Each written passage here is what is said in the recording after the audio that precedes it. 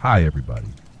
Tonight, we're going to drift into a world that echoes with the clang of tankards, the scent of roasted game, and the low hum of laughter beneath timbered ceilings. It's a world where candles flicker in smoky taverns, where noblemen and peasants alike sought the comfort of ale and mead to soften the sharp edges of medieval life.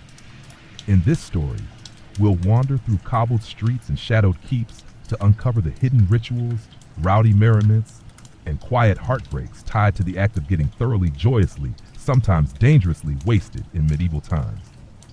But we won't stop there. Each chapter will dive deeper into the rhythms of inebriation, celebration, and consequence, and with each step, we'll find a world both eerily familiar and strikingly strange. So get cozy, let the past pour like honeyed wine. This is the first part of our journey, in the twilight of a damp English evening in the year 1271.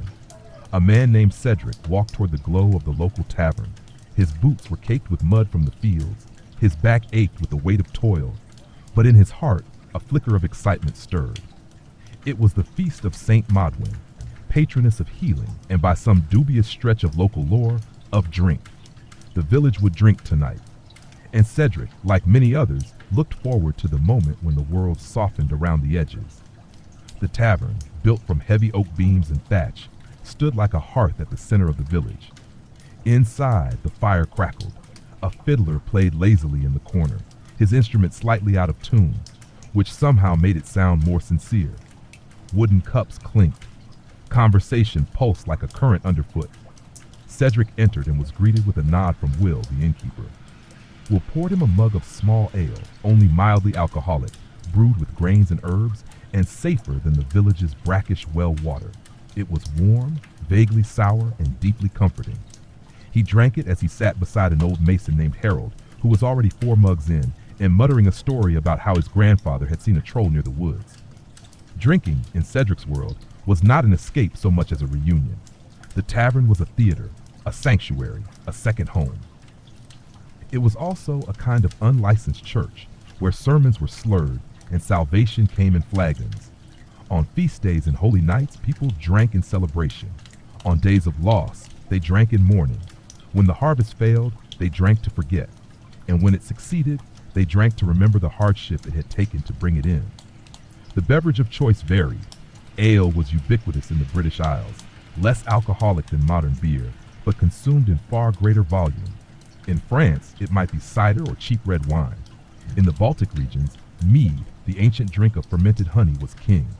And among the monks, wine served not just as sacrament, but as a delicacy of the educated palate.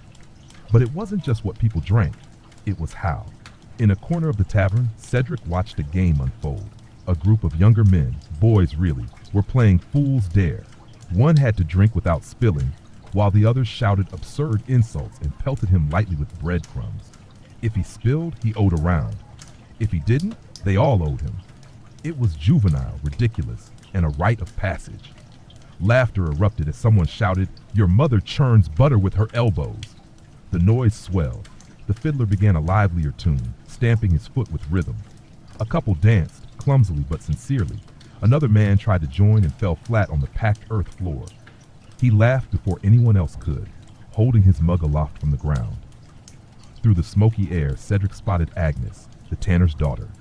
She was serving bread and stew, laughing along with her friends. Her cheeks were pink from the fire and maybe the wine. Their eyes met for a second, brief, uncertain. It passed like many things did, but lingered in the mind. Drinking could court affection, sometimes even love. In the warmth of the tavern, inhibition softened. Words became easier, gestures bolder. But alcohol was also dangerous. It exposed, and in the wrong measure, it poisoned not just the body, but the reputation. A man who lost control in front of his lord could lose more than pride. A woman too free with her mirth might find herself whispered about, or worse. Still, on nights like this, risk was part of the spell. Later, as the fire died down and the tavern emptied, Cedric lingered with Harold. The old man had grown quieter. His eyes, glassy with drink, stared into the coals. "You ever wonder," Harold said, "why we do it? Drink, I mean, like there's some part of us too loud to silence otherwise."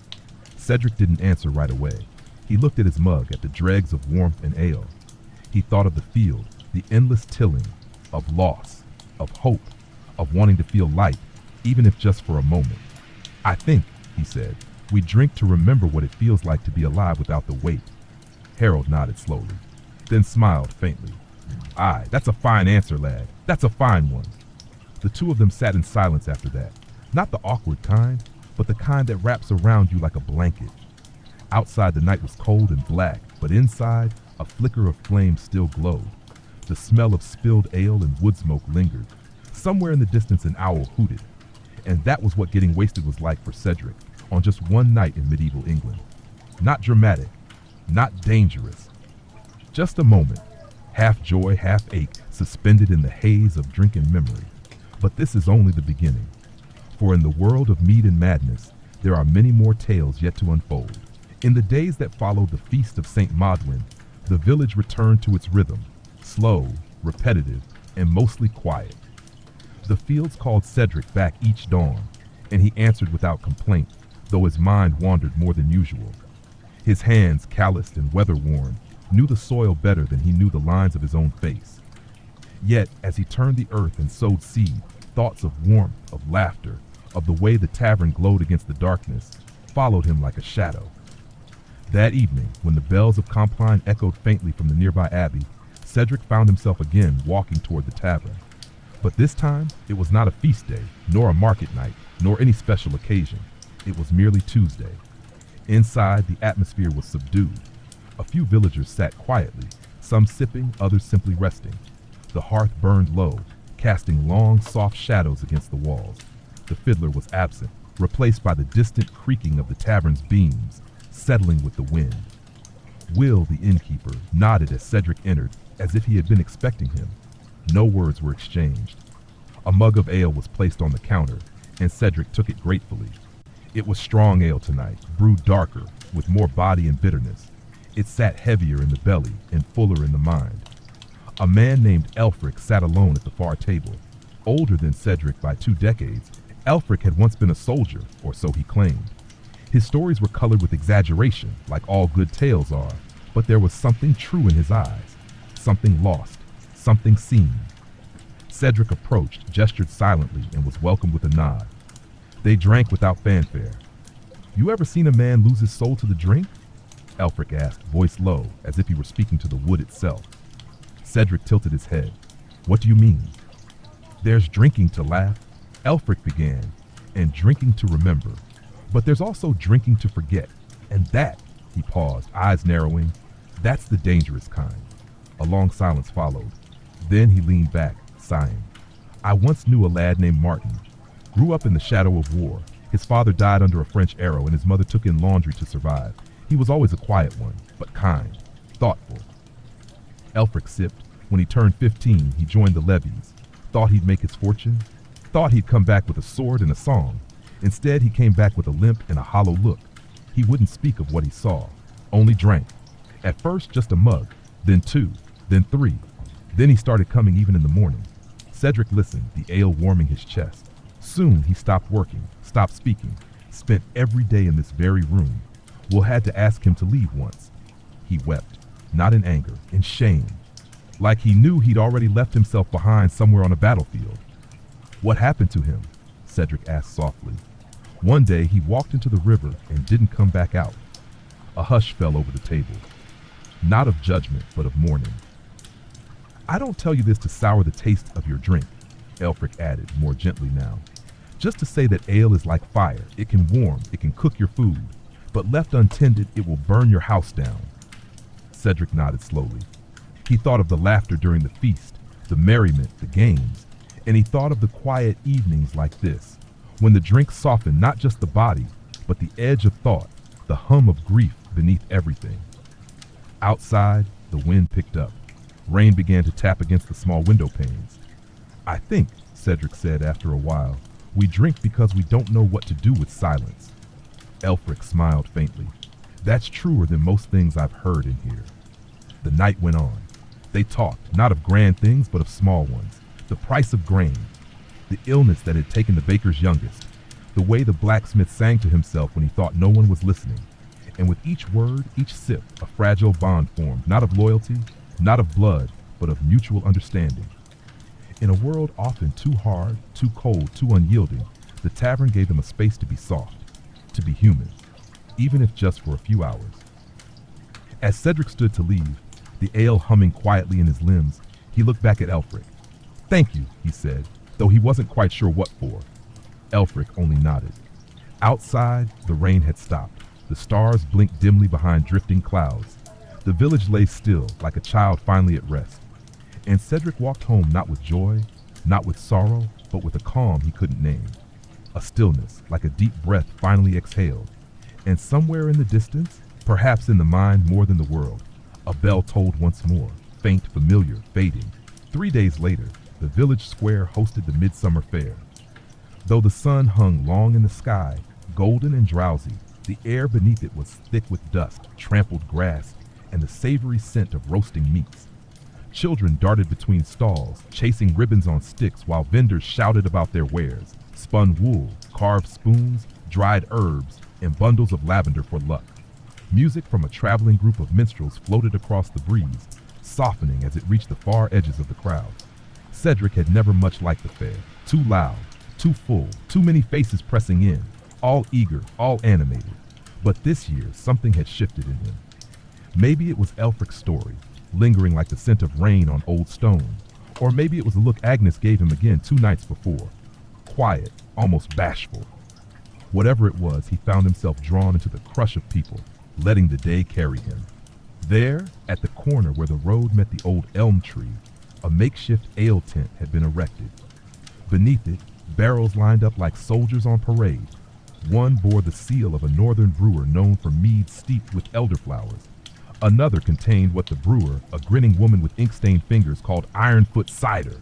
So potent, she said, that you'll forget how legs work. Cedric smirked and ordered a mug. The cider was sharp, with a sweetness that lingered like a secret. It hit the tongue with fire and soothed the throat like lullaby. He found himself smiling as he sipped, watching a pair of acrobats tumble through the air, their limbs a blur of color and grace. Beside him stood Thomas, the miller's apprentice, barely 18, freckled and restless. Thomas was already flushed from drink, speaking too loudly and laughing at things that weren't quite funny. He offered Cedric a second mug, sloshing some onto his own boots. "To freedom," Thomas declared, raising the drink as if making an oath. "To a day without grindstone and flour dust in our lungs." Cedric raised his own mug in response, the humor warming him. "To legs that still remember how to stand." They drank. As the afternoon unraveled into golden dusk, the fair became looser, wilder. A man began juggling knives. Someone else bet a silver penny on a pig race. Young women with wreaths in their hair twirled through the crowd, and an old shepherd stood on a barrel singing a ballad about a goat that stole his heart and his coin purse. Then, in a clearing behind the tents, a drinking contest began. Not formal, not officiated, just a circle of men and a few daring women passing a leather jug around, each taking a swig longer than the last. Thomas pulled Cedric toward it, his grin wide and foolish. "Let's see what we're made of, eh?" Cedric hesitated. The crowd was rowdy now, voices louder, the laughter edged with a kind of wildness. But then he saw Agnes watching from the edge, arms folded, amused. So he stepped forward. The jug was heavy, filled with some homebrewed concoction that smelled like honey and firewood. He took his sip, long, steady. The crowd cheered mildly, approving. The jug passed. Others followed. Laughter rose. Someone fell over a bench and didn't bother to stand again. As Cedric handed the jug back after a second round, his head swam, not unpleasantly. The fair glowed brighter now. Sounds became softer, yet somehow closer. Thomas tried to dance with a girl and spun himself into the grass. Cedric laughed, deep, full-bodied. He hadn't laughed like that in months. But then, a scuffle.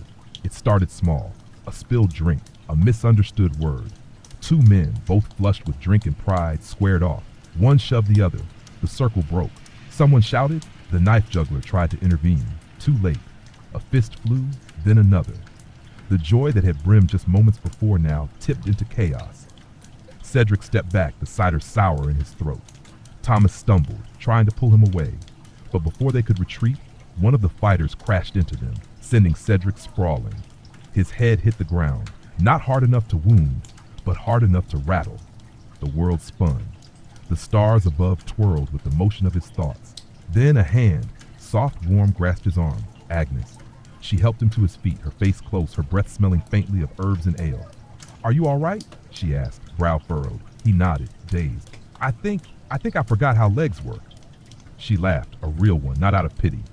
Then lean on me, you daft thing. They walked away from the scene, her arm looped under his. Behind them, the fight dissolved into shouting, then dispersal. Someone cursed. Someone cried. A dog barked. But ahead, the edge of the village lay calm and quiet. They reached the old well, far from the lights of the fair, and sat on the stone edge. Cedric took deep breaths, the cool air clearing his head, though the drink still clouded his limbs. Too much cider? She asked, teasing. Too much everything, he admitted. Agnes looked up at the stars, their cold fire unbothered by the foolishness below. You know, my mother used to say that festivals show a person's true heart. When they've nothing to fear and nothing to lose, what spills out is what was always inside. Cedric looked at her, really looked.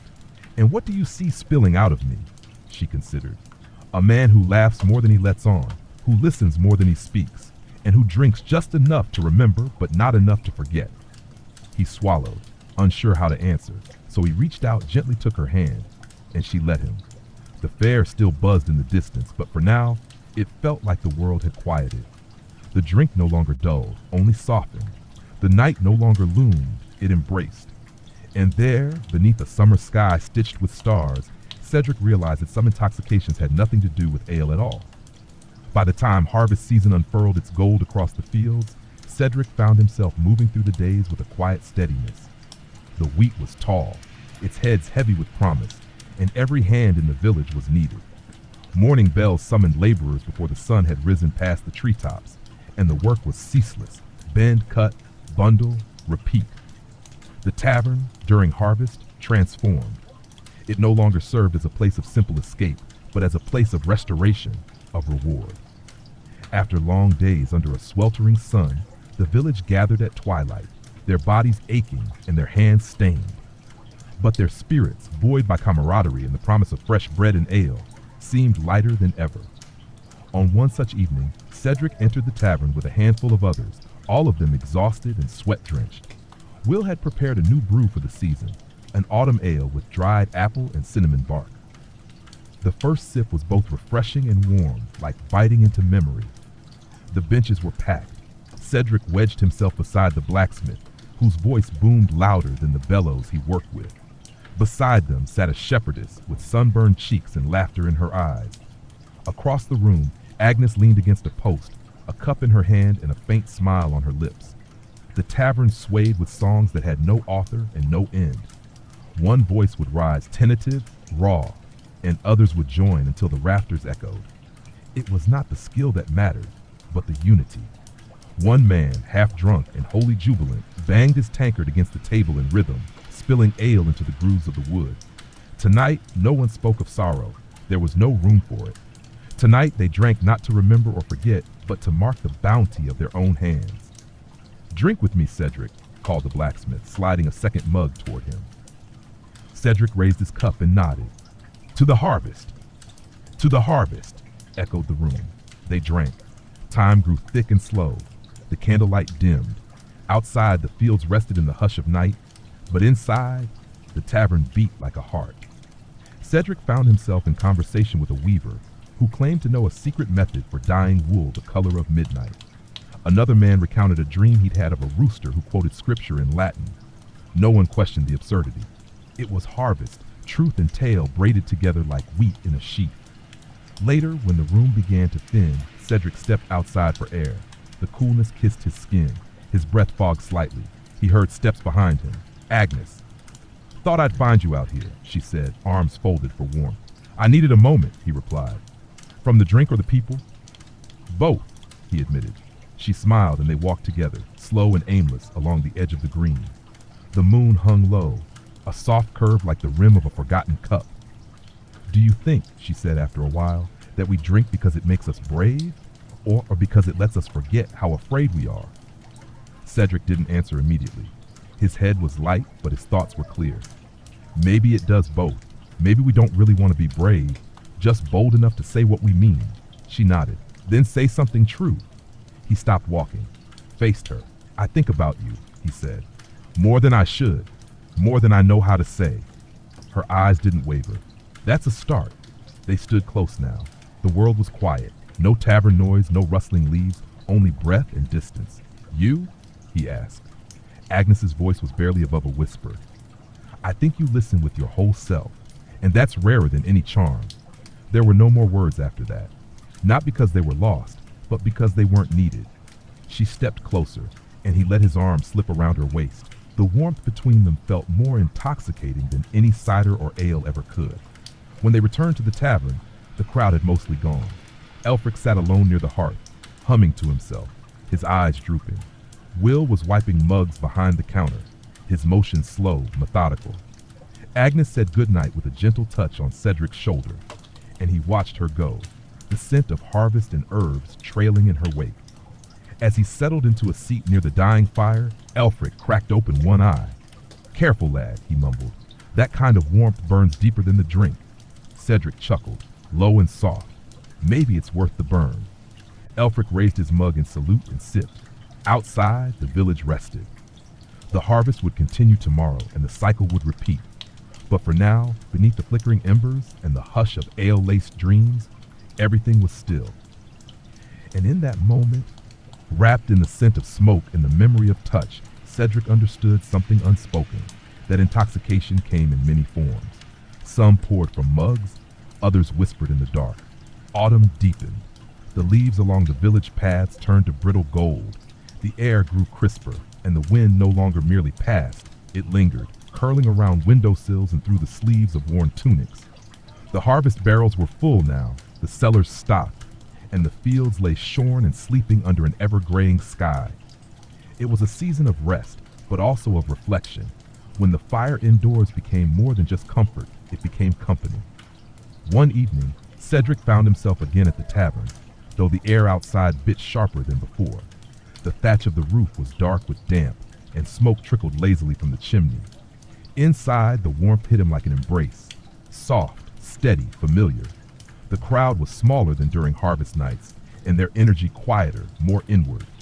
Men and women huddled close to the hearth, speaking in murmurs and sipping slowly. Will was serving a mulled mead tonight, golden, thick, spiced with clove and orange peel. The scent alone made Cedric feel drowsy. He accepted a cup and took a slow sip, letting the warmth thread its way through his limbs. It was not the kind of drink that called for laughter or games. It was a drink made for stories. At a corner table sat a woman few dared approach, though everyone knew her name, Mother Elfrida. She was no nun, though she lived alone by the edge of the forest, in a moss-covered hut filled with jars and bones and herbs that curled like question marks. Some whispered she spoke with spirits. Others said she once tended the wounded in a war no one remembered. What was known for certain was that she drank rarely, but when she did, her tongue loosened like a creaking door in a storm. Tonight, she drank. Cedric, nudged by a curiosity he didn't fully understand, approached her table with his mead. She did not beckon, but she didn't turn him away either. Her face was lined and pale, her eyes as clear as glass before the frost. Sit then, she said not unkindly. He did.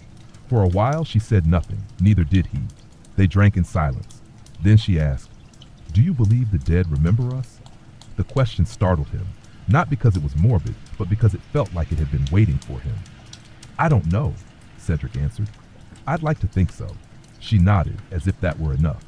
"I drink," she said slowly, "when the veil feels thin. You know what I mean?" Cedric shook his head. In the old days, before the new prayers, we knew the seasons had souls, and when the leaves fell and the ground cooled, the veil between the worlds, ours and theirs, became like mist. You could see through it, feel through it. She took another sip. "I drink when I want to listen to what's beyond that veil."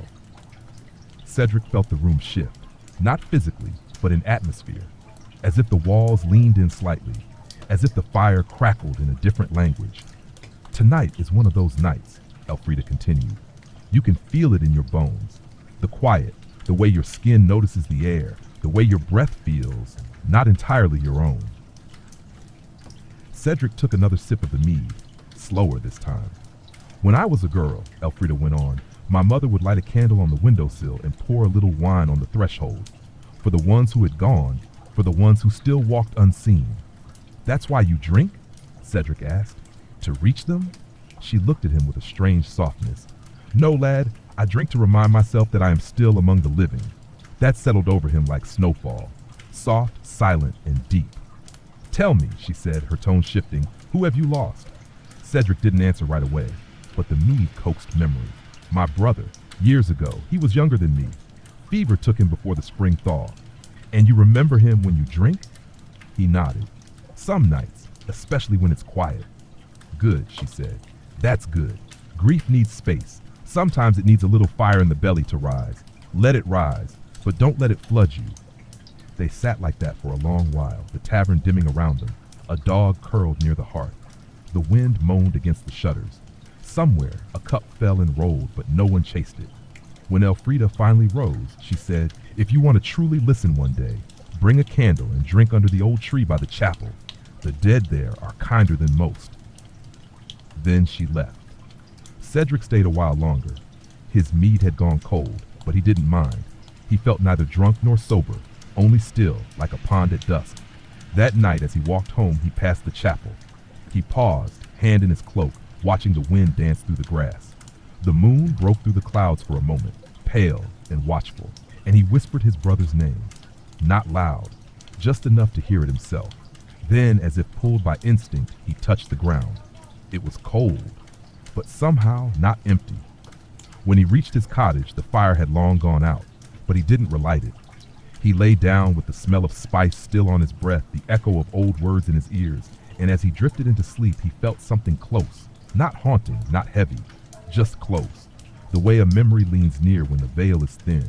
The first frost arrived like a secret, whispering across the fields in the deep hours of night. By morning, every blade of grass shimmered silver, and the village moved slower, its people wrapped tighter, their steps more deliberate. Smoke poured earlier from chimneys now, curling into the pale dawn like silent incantations.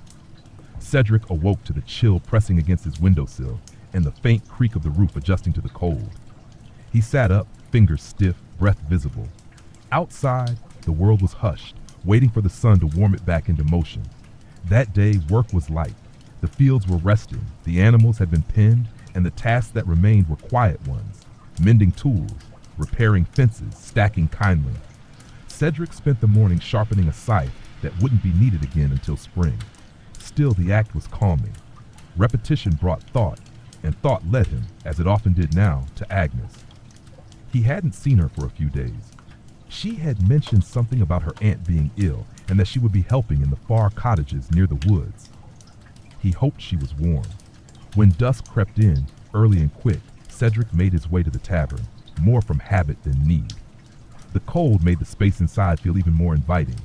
Firelight flickered on stone walls, casting golden halos on everything it touched. The air was thick with peat smoke and the scent of roasting onions. Tonight, the drink of choice was hot ale mixed with honey and rosemary.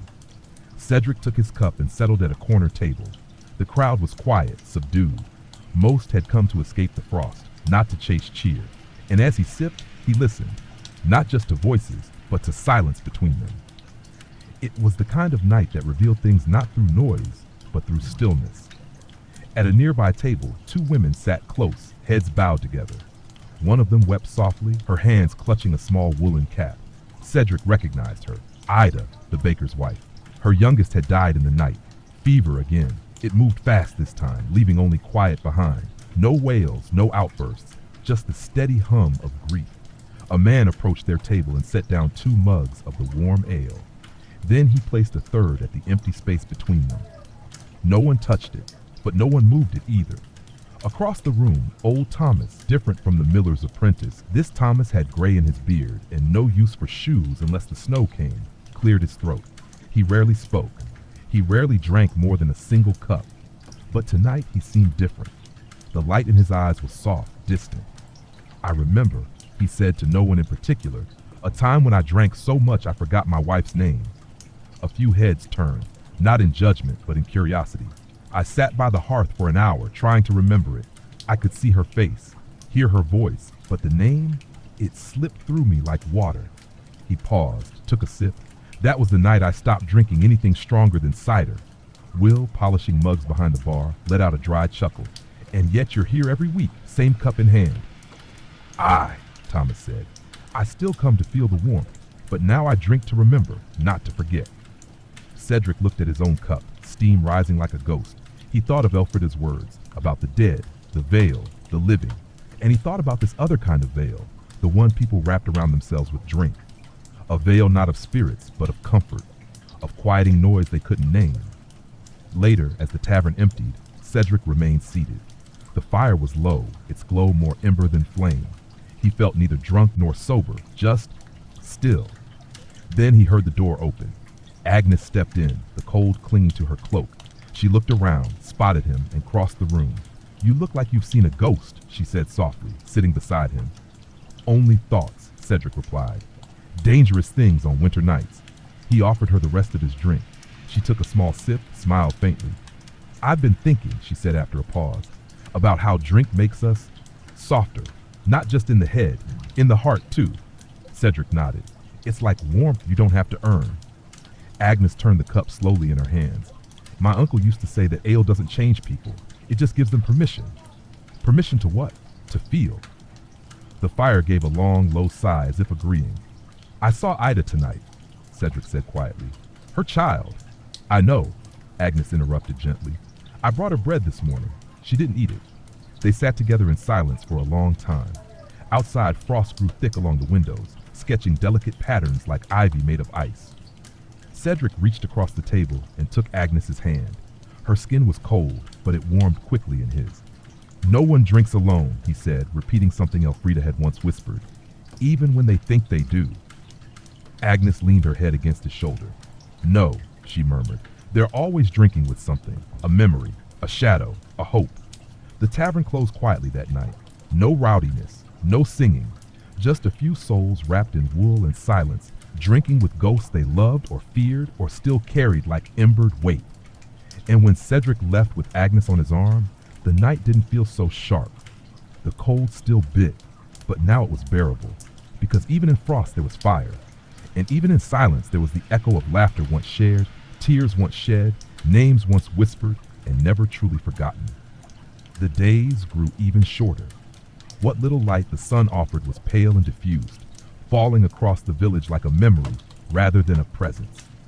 The villagers began preparing for the long night, the winter solstice. It wasn't spoken of with celebration like the harvest or midsummer, but it was marked all the same, in candlelight and customs, in whispered prayers and heavily spiced drinks that warded off the cold both outside and within. Cedric stood outside his cottage on the eve of the solstice, staring at the sky. It was cloudless and hard, stars sharp like pins against a velvet shroud. Somewhere in the distance an owl called. The earth felt suspended, holding its breath.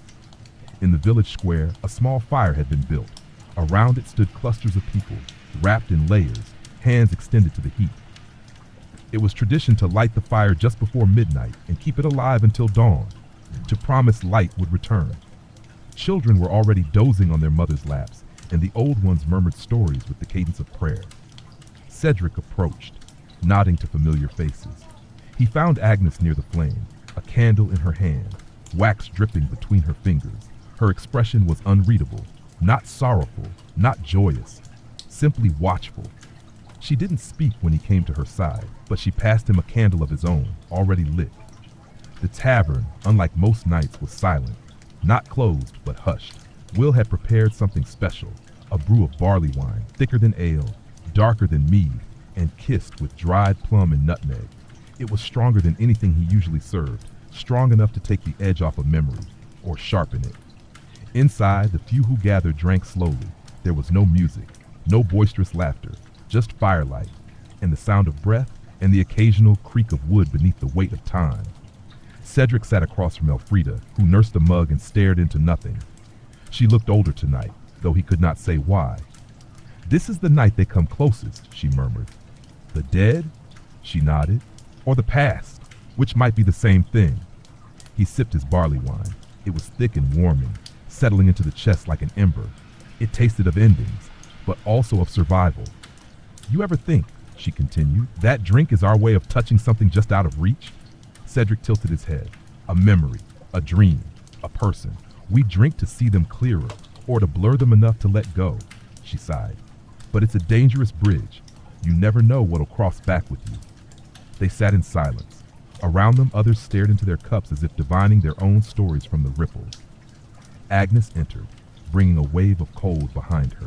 She joined Cedric wordlessly, wrapping her shawl tighter. I remember my father on this night, she said. He used to tell me that the stars were souls watching over us, and that the drink made them whisper. Do they whisper now? Cedric asked. I don't know, she said. Maybe we've forgotten how to listen. He looked at his candle, still lit. Then maybe we drink to remember how. Someone near the hearth began humming. Not a song exactly, more of a tone, a low vibration that seemed to rise from the floorboards. One by one, others joined, not in words but in resonance. It became a shared rhythm, soft and low, like the earth humming beneath the snow. Cedric closed his eyes. In the darkness behind his lids, he saw not visions, but feelings. His brother's laugh, distant and warm. The press of his mother's hand on his shoulder, the ache of all the winters before this one, folded together like dried leaves. He let the barley wine guide him, not into forgetfulness, but into remembrance. When the humming faded, no one clapped, no one spoke. It wasn't performance. It was prayer in the only language some still knew.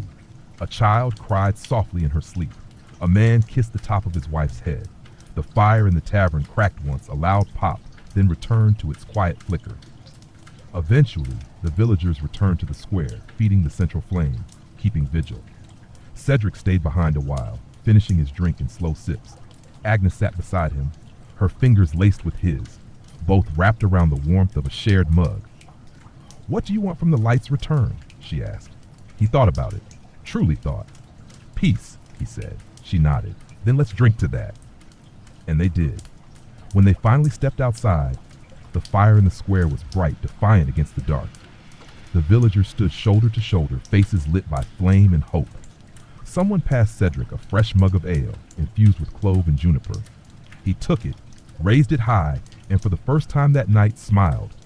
To the long night, he said, and to whatever waits beyond it. The crowd murmured their agreement, and somewhere above a star flickered once, brighter than before. No one was sure whether it was just a trick of the eye or something more, but they drank all the same, for memory, for longing, for light. Snow came with the new year, not in a flurry or a storm, but as a slow, steady falling that blanketed the village in soft silence. The world shrank beneath its weight. Paths disappeared, familiar shapes were rounded and muted, and everything seemed quieter, more distant, as though wrapped in cotton and memory.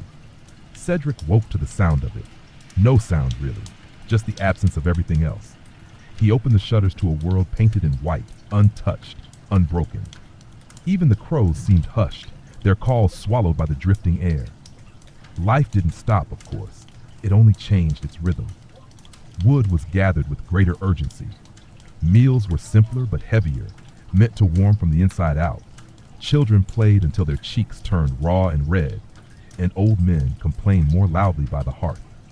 The tavern, though, remained the heart of the village, especially in weather like this. It was there that Cedric found himself again, right late in the afternoon, his boots wet, his coat dusted with snow. The tavern door groaned on its hinges, letting in a brief gust of wind that made the fire hiss and spit before it closed again. Inside was a world apart. Warmth pooled in corners, and smoke coiled up toward the rafters in lazy spirals. The windows were fogged over, the glass trembling faintly from the cold outside. Laughter drifted from a table near the back, gentle, unhurried, the kind that came from shared stories more than jokes. Will had brewed something special again. He called it Winter's Rest. It was a dark beer, nearly black, thick as bread, and bitter as bark, with a finish that left a trace of molasses and smoke on the tongue. Not everyone liked it, but those who did swore it tasted like the very idea of winter distilled. Cedric took a mug and found a place near the fire. The seat was still warm, perhaps recently vacated. He eased into it with a sigh that felt older than he was.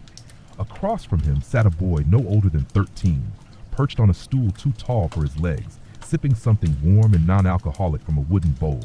They nodded at each other and the boy spoke first. "Do you think the snow remembers who walks on it?" Cedric blinked. "What do you mean?" Well, the boy said, swinging his legs idly, when we step in it, it takes our shape, but then it covers over again. Does it remember? Cedric considered this. Maybe not the snow, he said, but the earth underneath does. The boy seemed satisfied with that. From behind the bar, Will chuckled. Don't get philosophical with the boy, Cedric. He'll end up like Elfrida, talking to ghosts and drinking tea made from tree bark. I heard that, came Elfrida's voice from a shadowed corner. I meant you two, Will shot back, grinning. The laughter that followed was soft, affectionate, the kind that carried history with it. Agnes arrived not long after, brushing snow from her cloak, cheeks pink from the cold. She saw Cedric cross to him without hesitation and settled beside him. Her presence was familiar now, but no less precious. Will poured her a mug of the winter's rest, which she sniffed suspiciously before sipping. Her eyebrows raised. That's stronger than I expected, Cedric smirked. So was the year. They clinked mugs quietly. As the evening unfolded, the tavern filled not with celebration, but with comfort. A woman near the hearth spun a tale of the white hart, a ghostly stag said to appear only in the deepest snow. A man recited verses he claimed were given to him in a dream. Children played dice with pebbles, their laughter a higher, cleaner note in the tapestry of sound. Cedric and Agnes spoke little. Instead, they watched. The boy with his impossible questions, Elfrida muttering to herself as she stirred a small satchel of dried something into her drink, Will arguing with a farmer about the best kind of wood to burn in deep frost. There was a stillness to the night, not the emptiness of silence, but the fullness of it. Like everyone in the room had exhaled at once and agreed without words that this was enough. This warmth, this drink, this gathering. Later, when the fire had grown low and the crowd had thinned, Agnes rested her head on Cedric's shoulder. I wish every winter could feel like this, she murmured. Cedric looked into the fire, its embers glowing with the last light of the day. Not every winter, he said gently. If it was always like this, we'd forget to be grateful for it. She smiled against him. Still, I wouldn't mind forgetting a little. They stayed until the last log gave way to ash. When they stepped outside, the snow had resumed its slow fall, thick and quiet. The footprints that had led them here were already fading, buried beneath a new layer. Cedric looked back once at the tavern window aglow with fading orange light, then forward again into the hush of the night, into the road that disappeared just a few paces ahead. He took Agnes's hand, warm in his glove, and walked on. And the snow, whether it remembered or not, welcomed them like it had welcomed all before, gently, silently, fully. It was in the late weeks of winter, when the snow had lost its brilliance and turned to slush at the edges of the village lanes, that word arrived. A traveling troop had been seen on the far road, making their slow way toward the valley. Not soldiers, not pilgrims, but actors, rare as thunder in January. The news spread like the scent of baking bread, warming every ear it touched. By midday, the tavern hummed with speculation. Would they perform in the square? Did they carry their own music? Was it true that their lead actress had once danced for a baron in the South? Cedric listened from his usual place by the fire, a cup of weak ale in hand. Will had watered down the brew that day, mindful of the cold, sick villagers nursing sore throats and heavier hearts. But spirits were rising now, lifted by the promise of something new, something strange, a story not told by the old men or sung by the same three fiddlers. The troop arrived 2 days later, just as the snow began to melt in earnest. They came not with fanfare, but with a painted cart, its wheels caked in mud, its sides adorned with curling letters faded by rain and sun, the Violet Thorn Players. There were 6 of them, 3 men, 2 women, and a boy who carried the props and rarely spoke. They set up near the edge of the square where the ground was firmest. Wooden boards were laid, crude but sturdy, and colored banners were strung between bare trees. Word spread quickly, and that night the entire village gathered to watch. Cedric stood near the back, arm brushing Agnes's, the warmth of her beside him enough to battle the chill. The crowd was bundled in wool and fur, breaths visible as clouds, eyes wide with anticipation. Children sat cross-legged in the frost-damp grass, oblivious to the cold. The play was a tragedy, the Mask of the Hollow King. A tale of a ruler who drank a potion to forget his grief, only to lose his memories altogether, forgetting even the faces of his sons. His kingdom fell into silence, not through violence, but through forgetting. He laughed at funerals, danced in empty halls, drank wine as his people fled into the night. The lead actor was mesmerizing, his voice full of thunder and tears, his every gesture deliberate, like a man chasing a memory he couldn't name. And as he spoke of loss, of joy twisted by drink, of forgetting that cut deeper than remembering ever could, something in Cedric's chest ached. Beside him, Agnes did not speak, but her hand found his and held it tightly. When the play ended, there was no applause, only silence, deep and stunned. Then slowly the crowd began to move, quietly, as though afraid to break whatever spell had settled over them. Later that night, the actors gathered in the tavern. They drank with the villagers, laughing now, shedding their characters like cloaks. Their leader, the actor who had played the Hollow King, accepted mugs of spiced ale and offered stories in return. Cedric approached him cautiously, still shaken by the performance. "Do you ever forget who you are?" he asked. The man turned, his eyes tired but kind. "All the time," he said. "That's why I keep telling stories. They remind me. Even the sad ones? Especially the sad ones." Agnes joined them, offering a fresh cup. The actor took it with a bow, then glanced between them. "You two," he said, half smiling, "have the look of those who still carry more than they show." Cedric blinked. "We all do, don't we?" "Aye, but you carry it gently. That's a gift." He moved on then, lost in the crowd, swallowed by new laughter. Cedric and Agnes found a quiet corner near the hearth. They sat close, the fire painting their faces in amber light. "I don't know if I like the story," Agnes said after a long pause. "It hurt." "Maybe that's what made it true," Cedric replied. They didn't drink heavily that night, just one cup each. It was enough. Outside, the thaw had begun in earnest. Water dripped from rooftops, puddled in low places. The air still bit, but it no longer sank into the bone. Somewhere in the dark, a dog barked once, then fell silent. And in the tavern, as the actors' laughter joined with the villagers, as the embers burned low and the mugs emptied slowly, it was easy to forget, for just a while, the heaviness of the months that had passed. Or perhaps it was not forgetting at all. Perhaps it was remembering in a way that didn't hurt. The way stories can carry grief like a cup holds wine, dark, bitter, but warming as it goes down. Spring came shyly that year. It did not rush in with sunshine and blossoms, but crept over the hills like a hesitant guest, unsure of its welcome. The snow melted in secret, in the shadows of trees and the corners of old stone walls. The earth turned dark and soft underfoot, heavy with memory. Crocuses, those small stubborn prophets, pushed their way through the cold soil in violet bursts, and the wind, though still sharp, carried with it the scent of something new. In the village, life began to stretch its limbs. The fields were walked again, tools were repaired, seeds counted. Children returned to the paths where only weeks ago the snow had buried their games. And with each day that passed, the light grew bolder, lingering a little longer each evening. The tavern remained a constant, but the way people drank began to change. It wasn't the somber, fire-warmed stillness of winter anymore. There was laughter again. Conversations quickened. Ale was poured not to remember or to numb, but to accompany something light. Hope, perhaps, or the thrill of seeing green after so many shades of gray.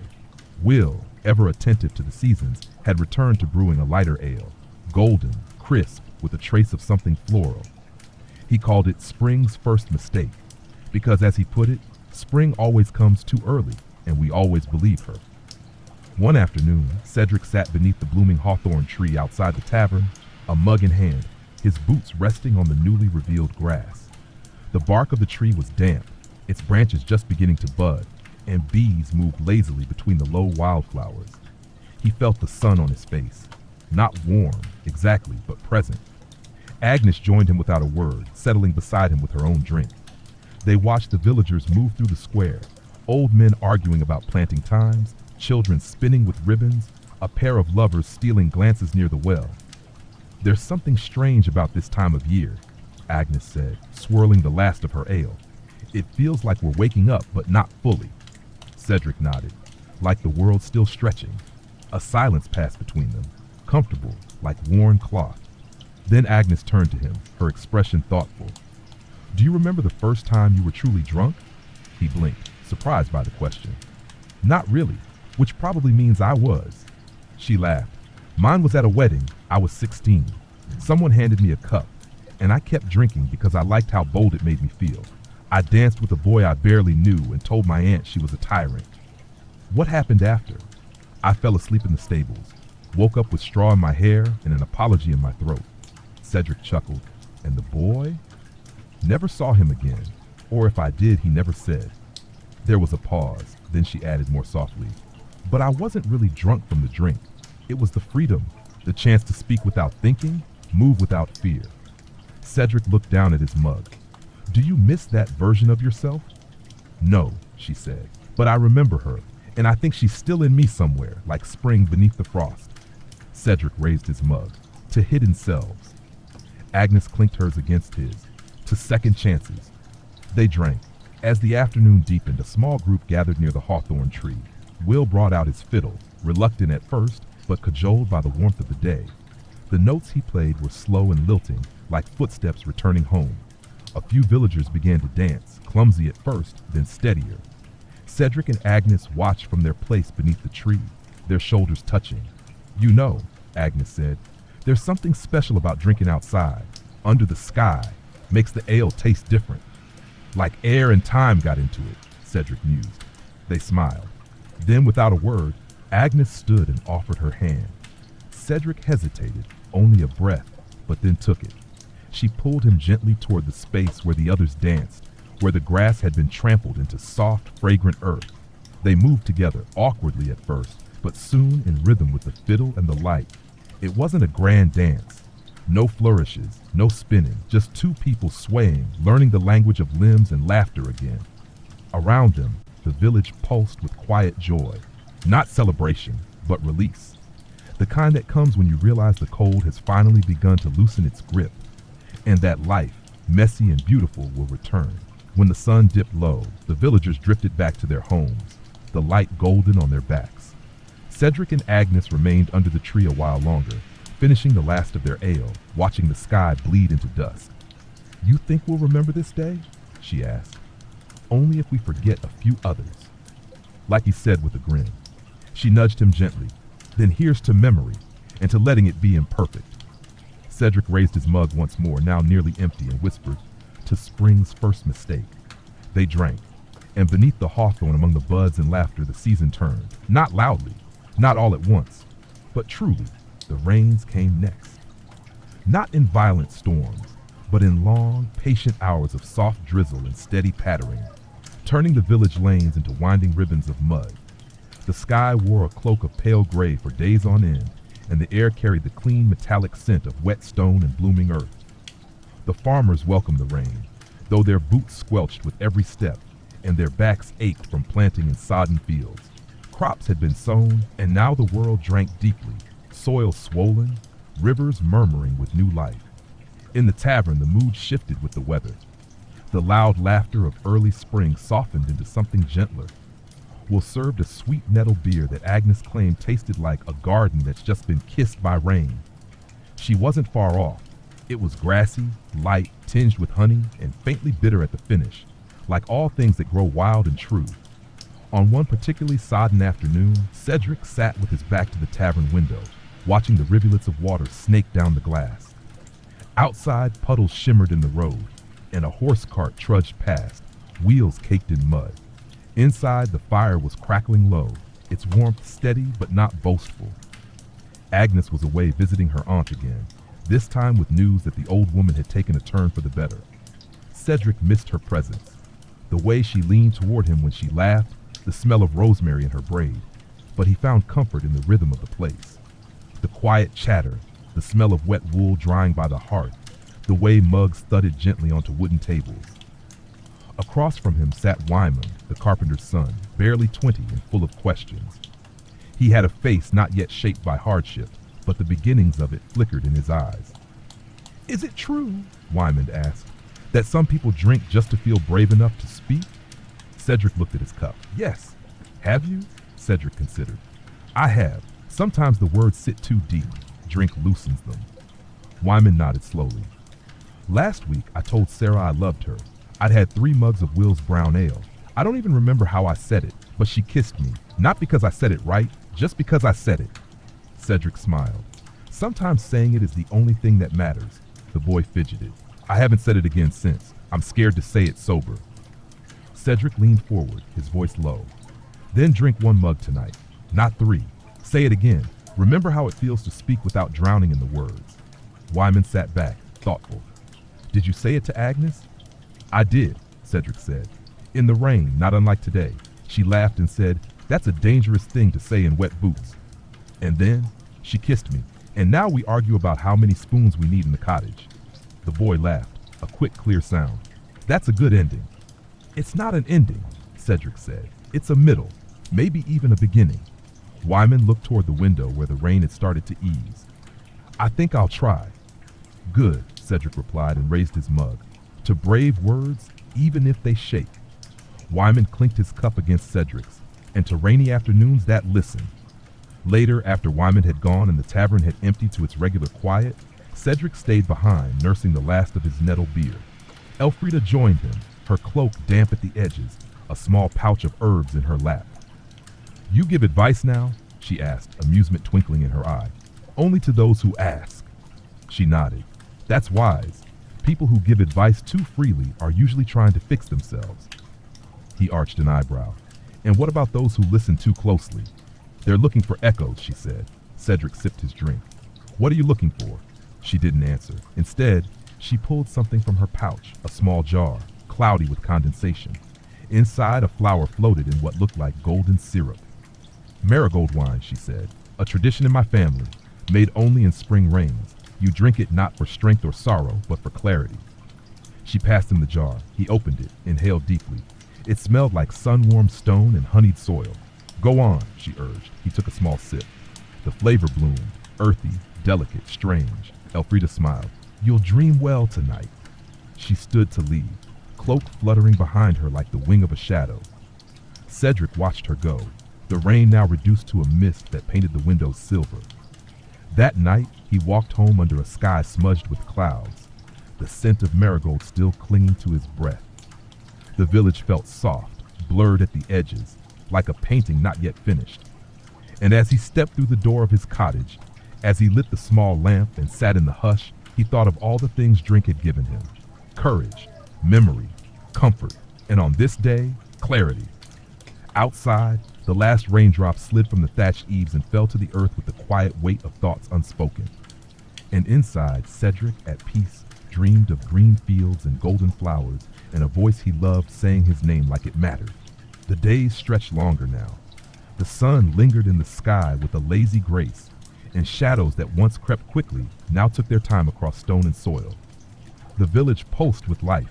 Tools clanged, carts rolled, hens squawked, and the first full blooms of late spring unfurled in the hedgerows like secrets finally told. Cedric had taken to waking earlier, rising with the birds. The mornings were cool but not cold, and the air smelled of dew, wood smoke, and wild thyme. He often walked the fields before work, sometimes alone, sometimes with Agnes, who now stayed with him more often than not. Her presence in the cottage was quiet, gentle, like the way rain soaks into earth without announcement. They lived simply, as most did, but their togetherness was never ordinary. On one such morning, they returned from the stream with their arms full of fresh herbs and bundles of mint. Agnes was humming softly, a tune Cedric didn't recognize, but felt like he had always known. When they passed the chapel, the priest, a soft-spoken man with a fondness for bees, waved them over. I've something for you both, he said, a blessing in a bottle. He handed them a small clay jug sealed with wax and twine.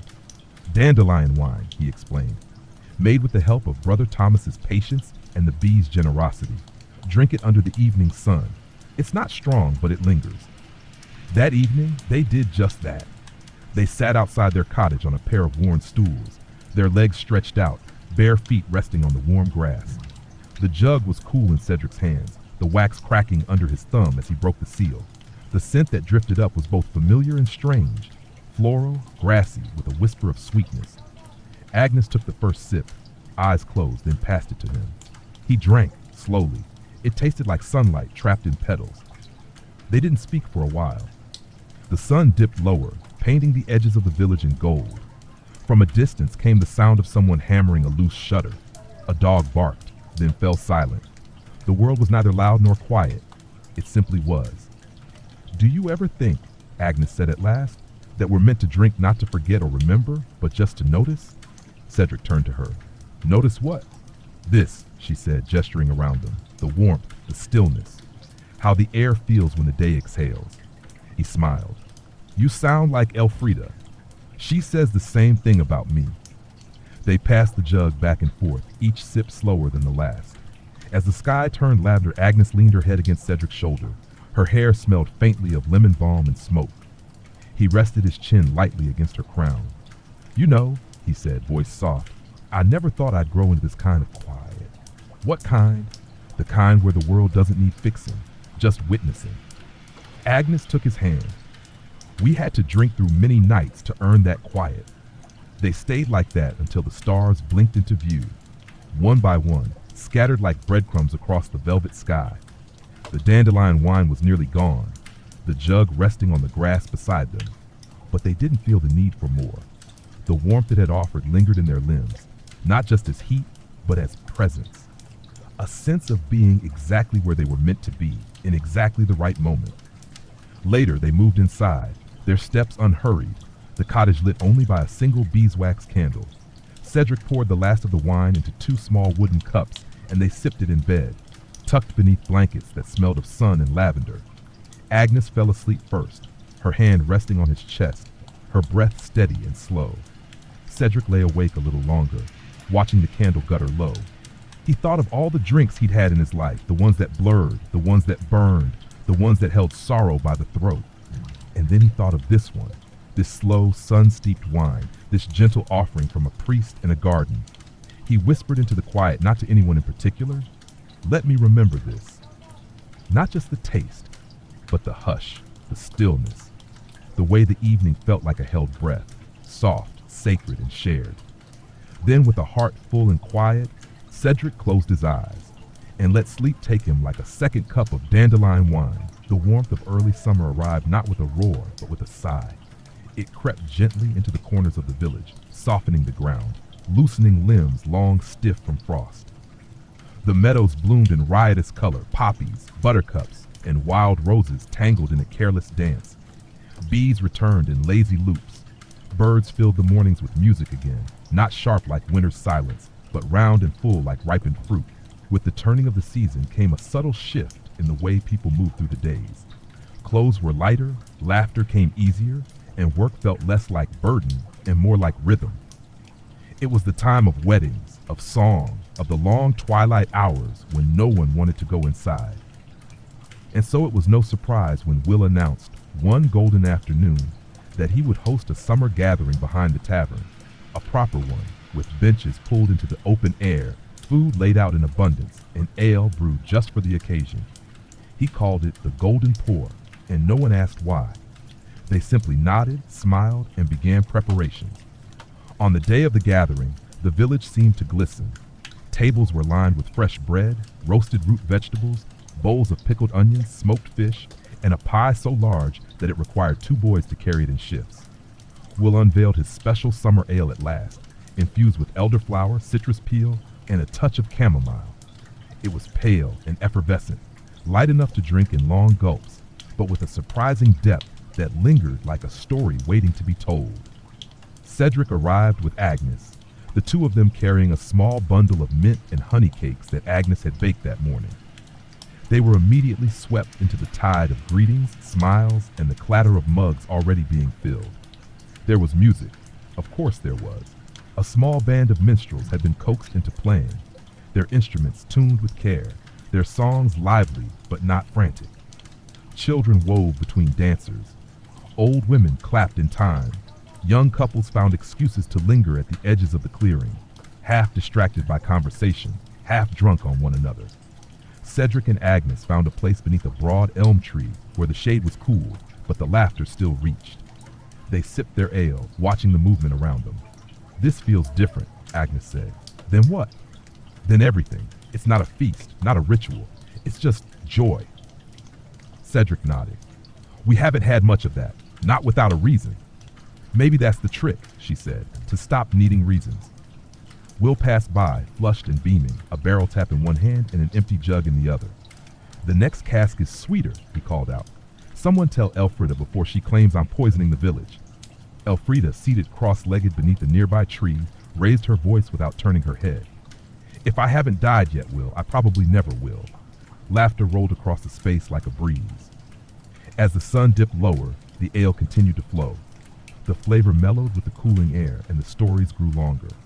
Some were true, most were not, but no one cared. Truth was not the point tonight.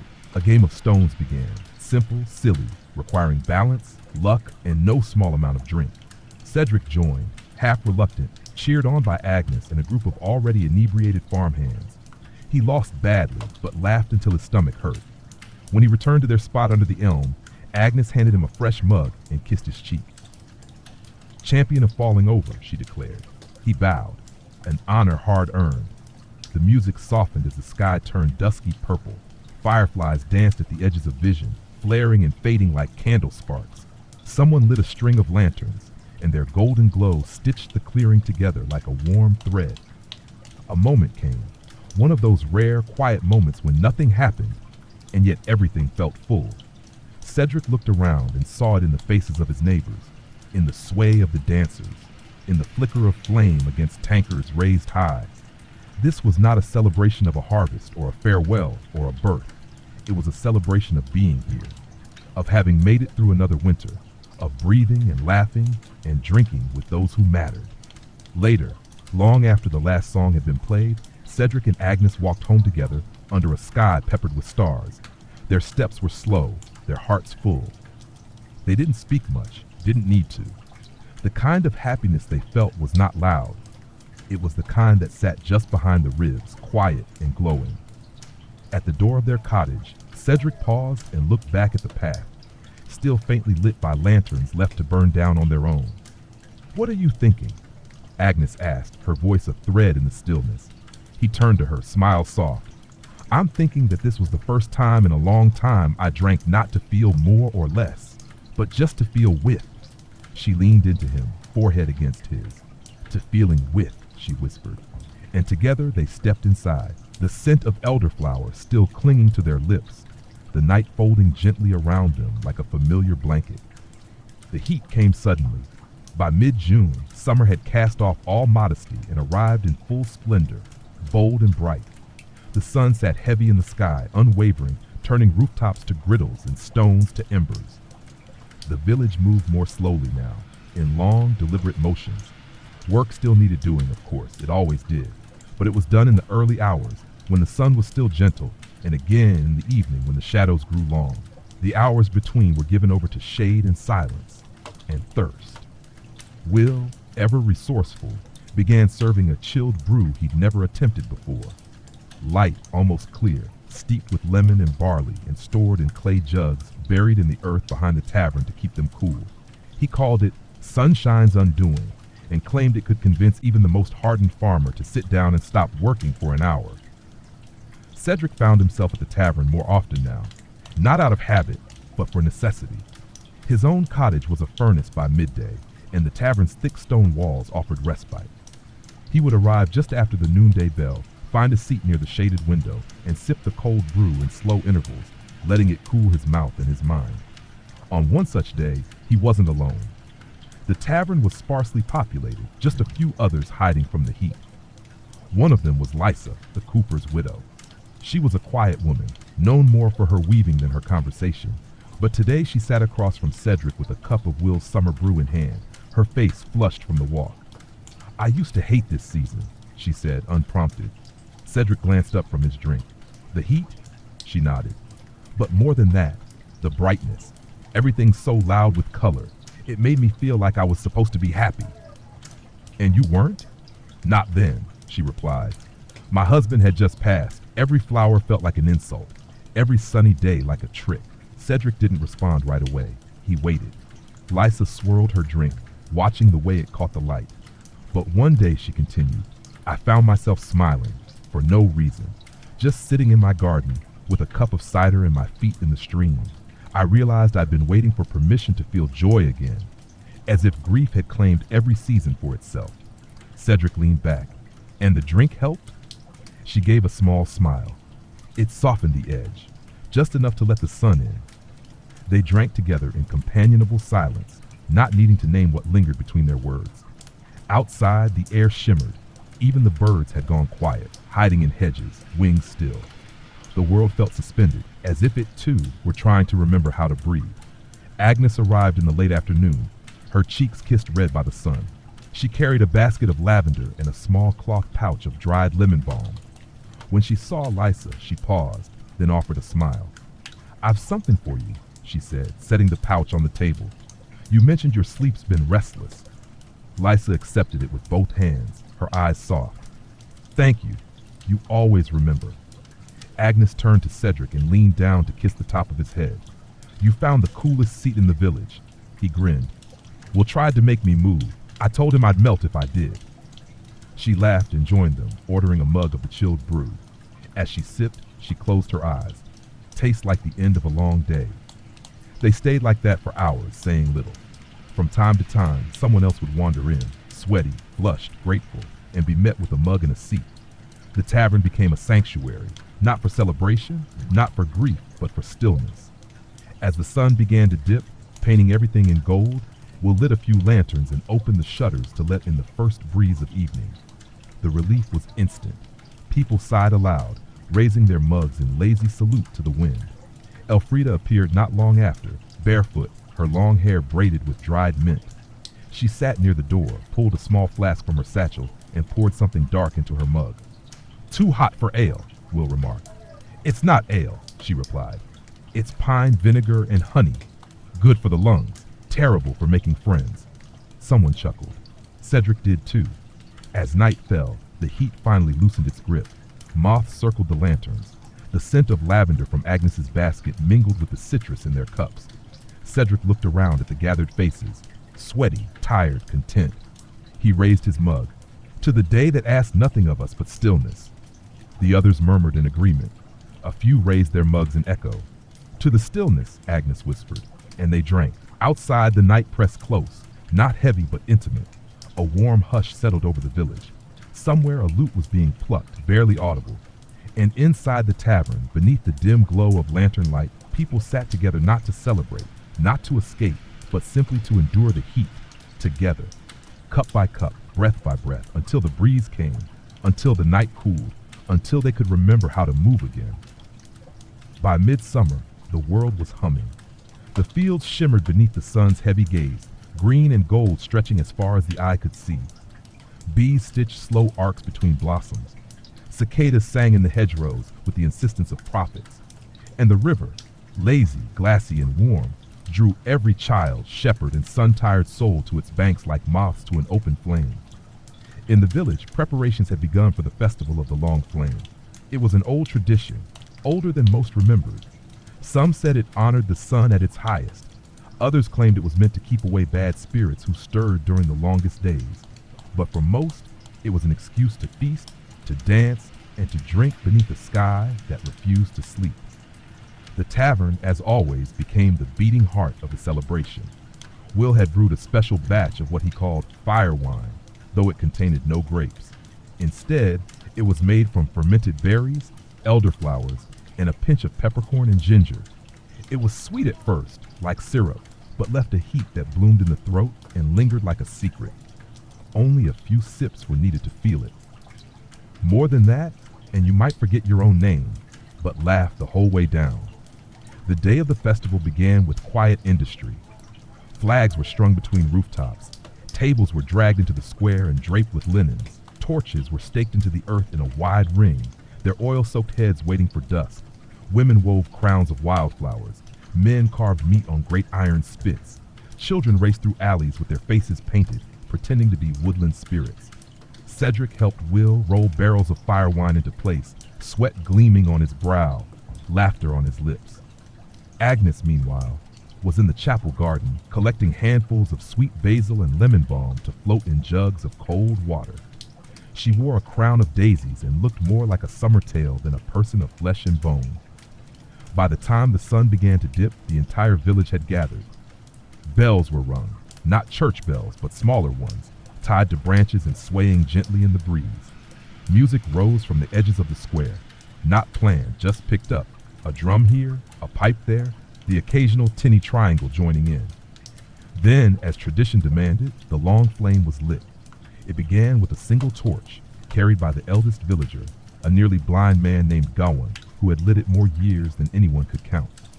With slow reverence, he touched it to the great bonfire's base. The wood was dry, the kindling precise. Flames licked upward, then surged, bright and bold. The crowd cheered. The festival had begun. Cedric found Agnes just as the first mugs of fire wine were being passed. He handed her one, watched her sniff it cautiously. "Will says it's only dangerous if you lie to it," Cedric teased. "Then we're safe," she replied. "I've no lies left to tell." They clinked mugs and drank. The fire wine struck like a warm gust, blooming from the chest outward. It didn't fog the mind, it cleared it. Agnes blinked, wide-eyed. "It tastes like truth." "That's what Will hopes for," Cedric said. "He says if a drink can't carry truth, it's not worth the barrel." As night deepened, the fire became a center of gravity. People danced in widening circles around it, arms entwined, feet stamping rhythm into the earth.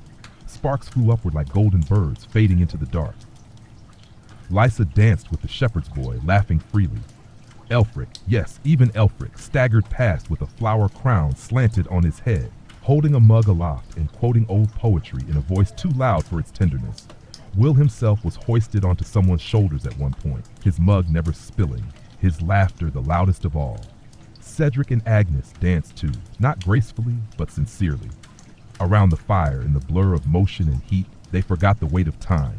Their movements weren't for show, they were for themselves, for the joy of motion, for the music that wasn't rehearsed, for the moment that asked nothing but presence. Later, when they collapsed near the edge of the square, breathless and sweaty, Cedric poured them each another cup of fire wine.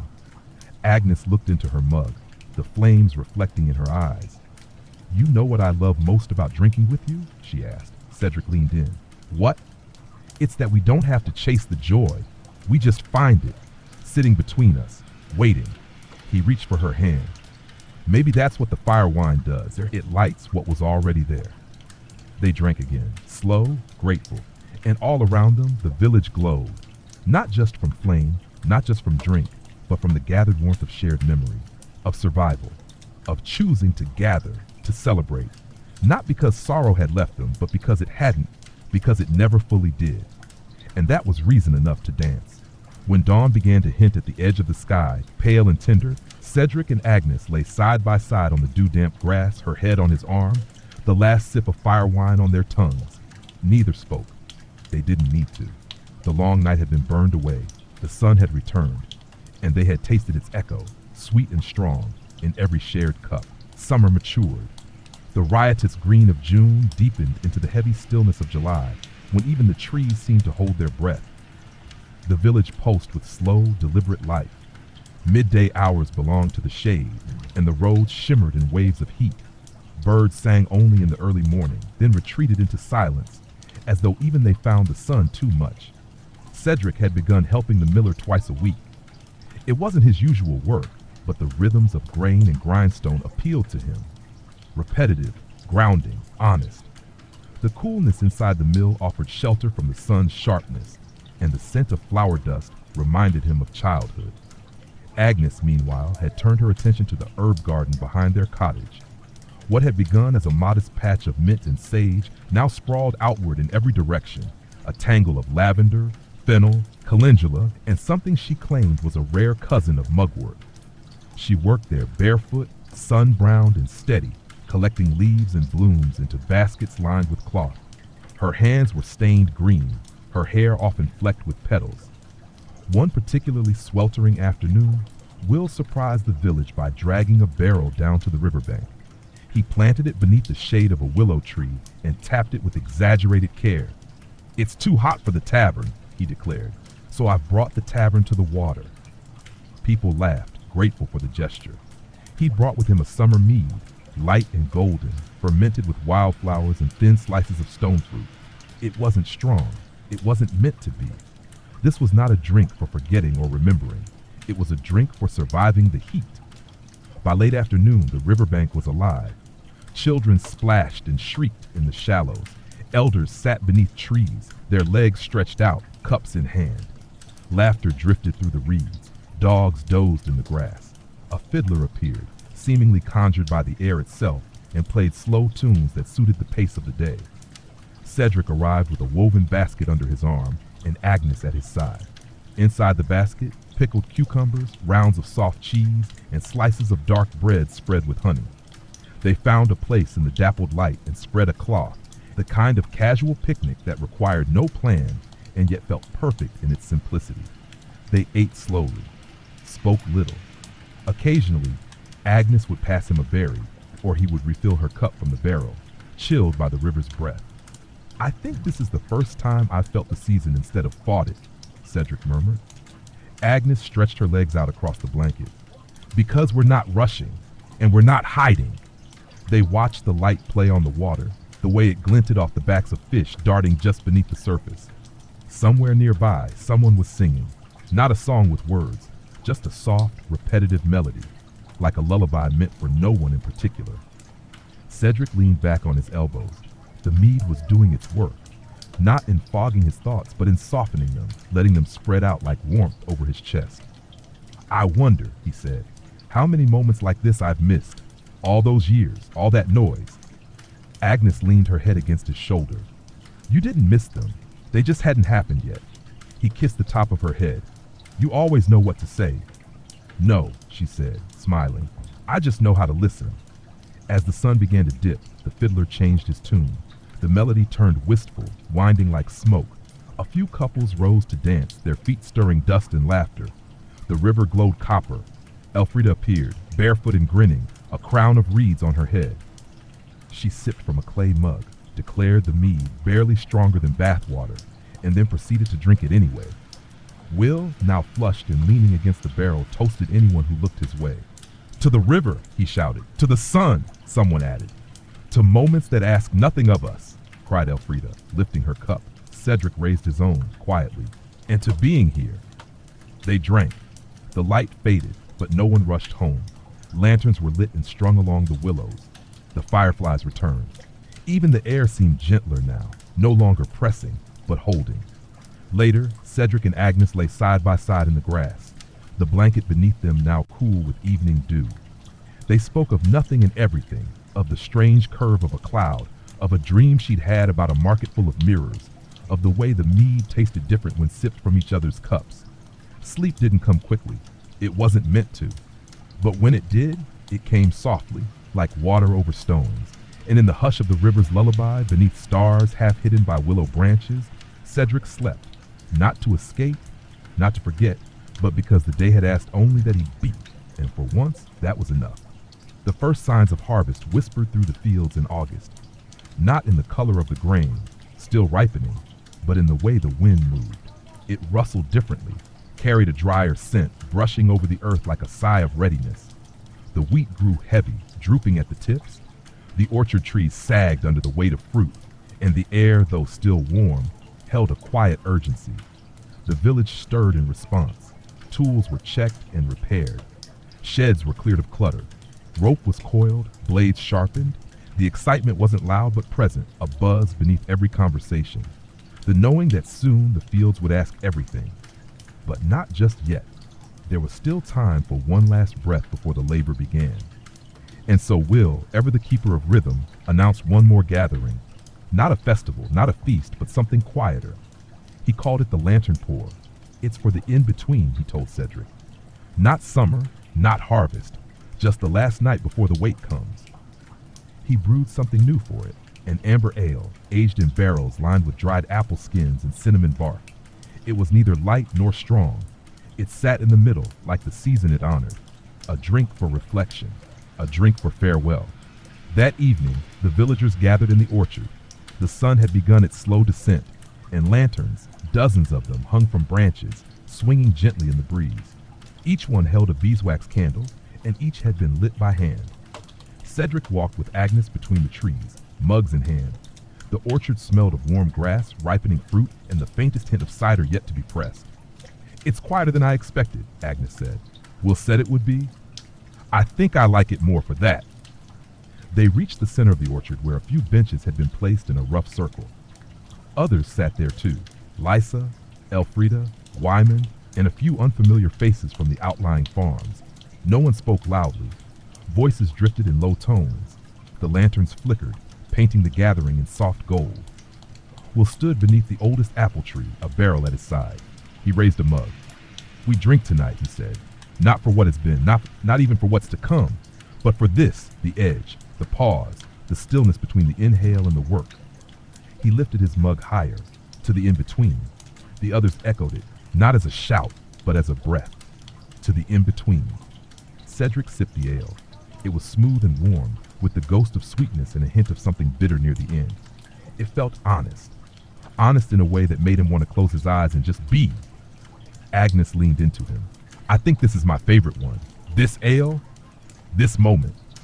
Around them, people had begun lighting smaller lanterns and placing them gently in the grass. Some bore initials, some small drawings. Each was a marker of something left behind or something hoped for, a memory, a wish, a name. Cedric and Agnes lit one together. No words, just the flame flickering into life and the shared glance as they placed it near the roots of a young apple tree. "I thought," Cedric said softly, "that when I grew older, everything would make more sense." Agnes smiled. "And does it?" "No," he said, "but I care less about needing it to." She squeezed his hand. The music that rose later was soft, strings and voice, not for dancing, but for drifting. Some sang along, low and reverent. Others simply watched the light sway in the trees, their mugs held close. Elfrida passed Cedric on her way to refill her drink. "You look like a man who's learned how to listen," he smiled. "Maybe I'm just tired." "Same thing some days." The night deepened. Children dozed on blankets. Conversations quieted.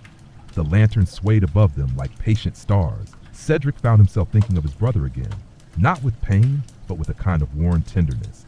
He imagined him here, under the trees, laughing at the way Elfrida danced in bare feet, or teasing Cedric for the gentleness in his eyes. He raised his mug once more, not to speak, just to feel it. Agnes noticed. Who was that for? Someone who would have liked this night, she nodded. Then it was well raised. As the gathering began to thin, Cedric and Agnes remained beneath the tree where they had placed their lantern. It still burned, steady. "You know," Cedric murmured, "there was a time when I only drank to escape, from grief, from myself, from everything. And now," she asked, "now I drink to stay, to notice, to remember, gently." She kissed him then, slow and sure, and they stood together in the quiet glow of 100 lanterns, all of them flickering between past and future. The edge of the season had come. The harvest would arrive soon. But for this one night, nothing more was needed. Just the pause, just the warmth, just the in-between. The harvest began with the ringing of the bell. It wasn't a church bell, nor one used for warnings or meetings. It was smaller, older, and worn smooth from the hands that had lifted it for generations. Hung from the wooden arch by the granary, it was rung only when the first sheaf of wheat had been cut. A simple sound, but it carried across the fields like a summons, drawing every ear toward the work to come. Cedric heard it just after dawn, while tying his boots. The tone echoed through the still air, mingling with the distant lowing of cows and the rustle of wind in ripened grain. He stood for a moment at the threshold of his cottage, mug of water in hand, listening. The harvest had come. By midday, the fields were full of movement. Sickles flashed. Voices rose in rhythm with labor.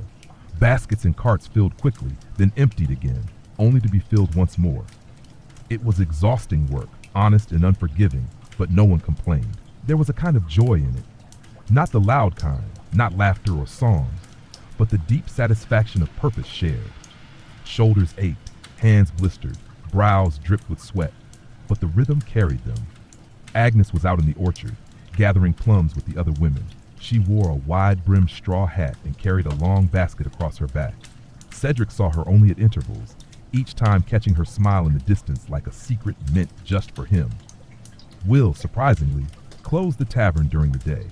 "There's time for drink," he said, "but not until the work's done. Ale should follow toil, not interrupt it."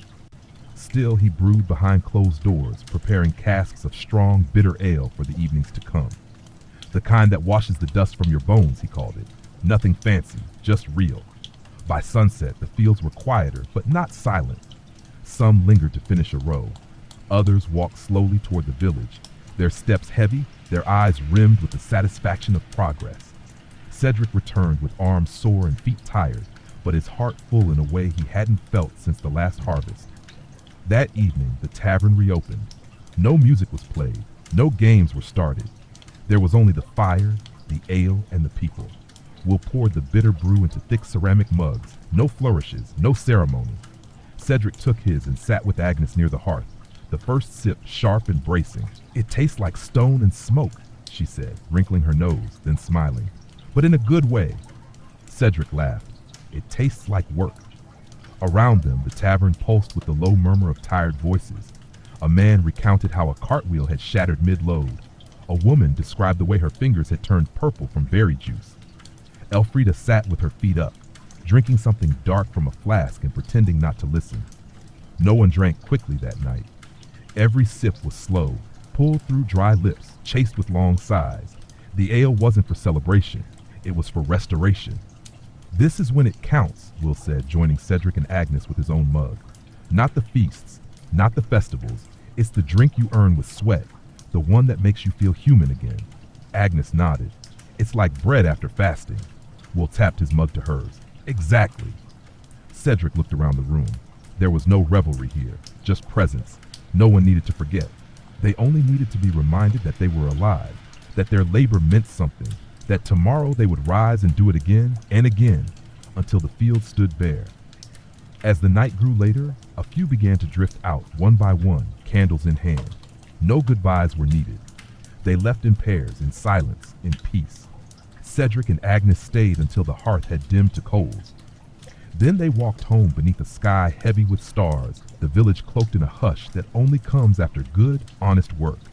She took his hand as they walked, fingers rough from the day. "I like this kind of tired," she said. "So do I." They said no more until they reached the cottage. Inside, they drank one final cup, water this time, cold and clear, before folding into bed, limbs tangled, sleep waiting like an old friend. And as Cedric drifted off, the taste of the bitter ale still on his tongue, he thought of the way the mug had felt in his hand. Not as escape, not as indulgence, but as a mark of having done something real, of having given the day what it asked, and being given, in return, a night like this. By the second week of harvest, the village was humming with exhaustion. The work had deepened. What had begun with sunlit hours and cheerful effort now required grit, backs stiffened by repetition, hands blistered and wrapped in cloth, sweat soaked into every seam. The rhythm had become relentless. The carts rolled earlier and returned later. Even the laughter, when it came, was quieter, murmured between breaths, shared in glances rather than songs. But still they continued, because they must, because the grain ripened whether they were ready or not, because a single rainstorm could undo weeks of labor, because this was the time of year that asked everything. Cedric rose before the sun, his muscles sore in new places each morning. He'd grown leaner, tougher. His shoulders carried weight without complaint now. Agnes, too, moved with a steadiness born of purpose. Her hands, once quick with needle and herb, were now just as deft at lifting baskets of fruit or binding stalks with twine. One evening, after a particularly long day, the villagers gathered not at the tavern, but at the barn beside the mill. It had been cleared of grain and swept clean, the doors thrown wide to let in the night air. Lanterns hung from the rafters. The scent of hay and sweat lingered in the corners. It wasn't a planned celebration, but something between necessity and instinct. No one said, "Let's gather." They simply did. Will brought 2 casks of his strongest ale, thick, malty, dark as soil. He wheeled them in himself, despite the protests of his knees. "This one's not for dancing," he said, wiping his brow. "This one's for the ache." Cedric took a mug and sat on an upturned crate, his shirt clinging to his back. The first sip was like a balm, heavy, grounding, with a taste of roasted grain and smoke. It didn't lift him. It planted him, solid and still. Agnes sat beside him, silent, her braid unraveled, her palms raw. She leaned against his shoulder, and they drank together slowly. The barn filled gradually, dozens of tired bodies seeking comfort in the company of others who understood this particular kind of fatigue. No games, no stories, just quiet sips, occasional nods, the creak of wooden boards under shifting weight. After a while, Elfrida stood. She looked older than usual, her face drawn and lined. but her voice, when she spoke, was strong. "There's a kind of silence," she said, "that only comes after honest labor." A few heads turned. She held her mug aloft. "We drink tonight not to forget the work, but to honor it. We drink because our bodies hurt, because we've given our days away, and because the ache is proof we were present."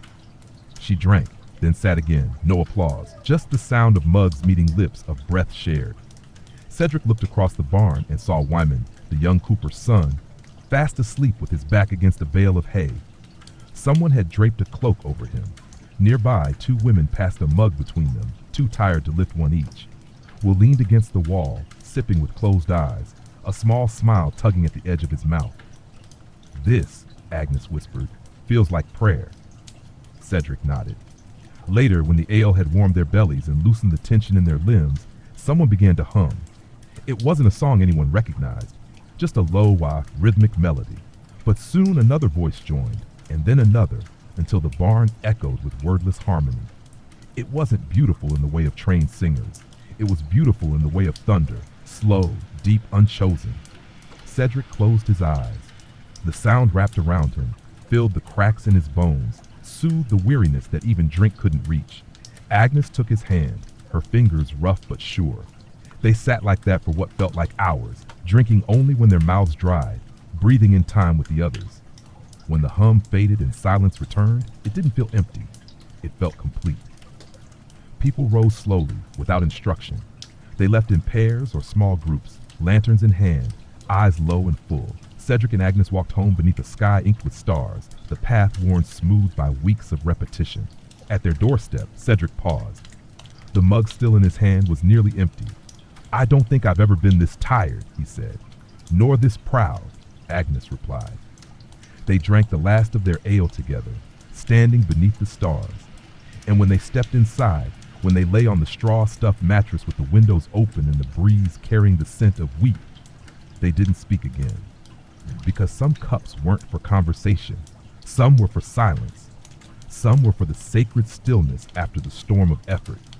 And that night, in the quiet aftermath of toil, Cedric learned that even weariness could be holy, when shared, when earned, when softened by the warmth of something dark and slow in a cup made heavy by the hands that held it.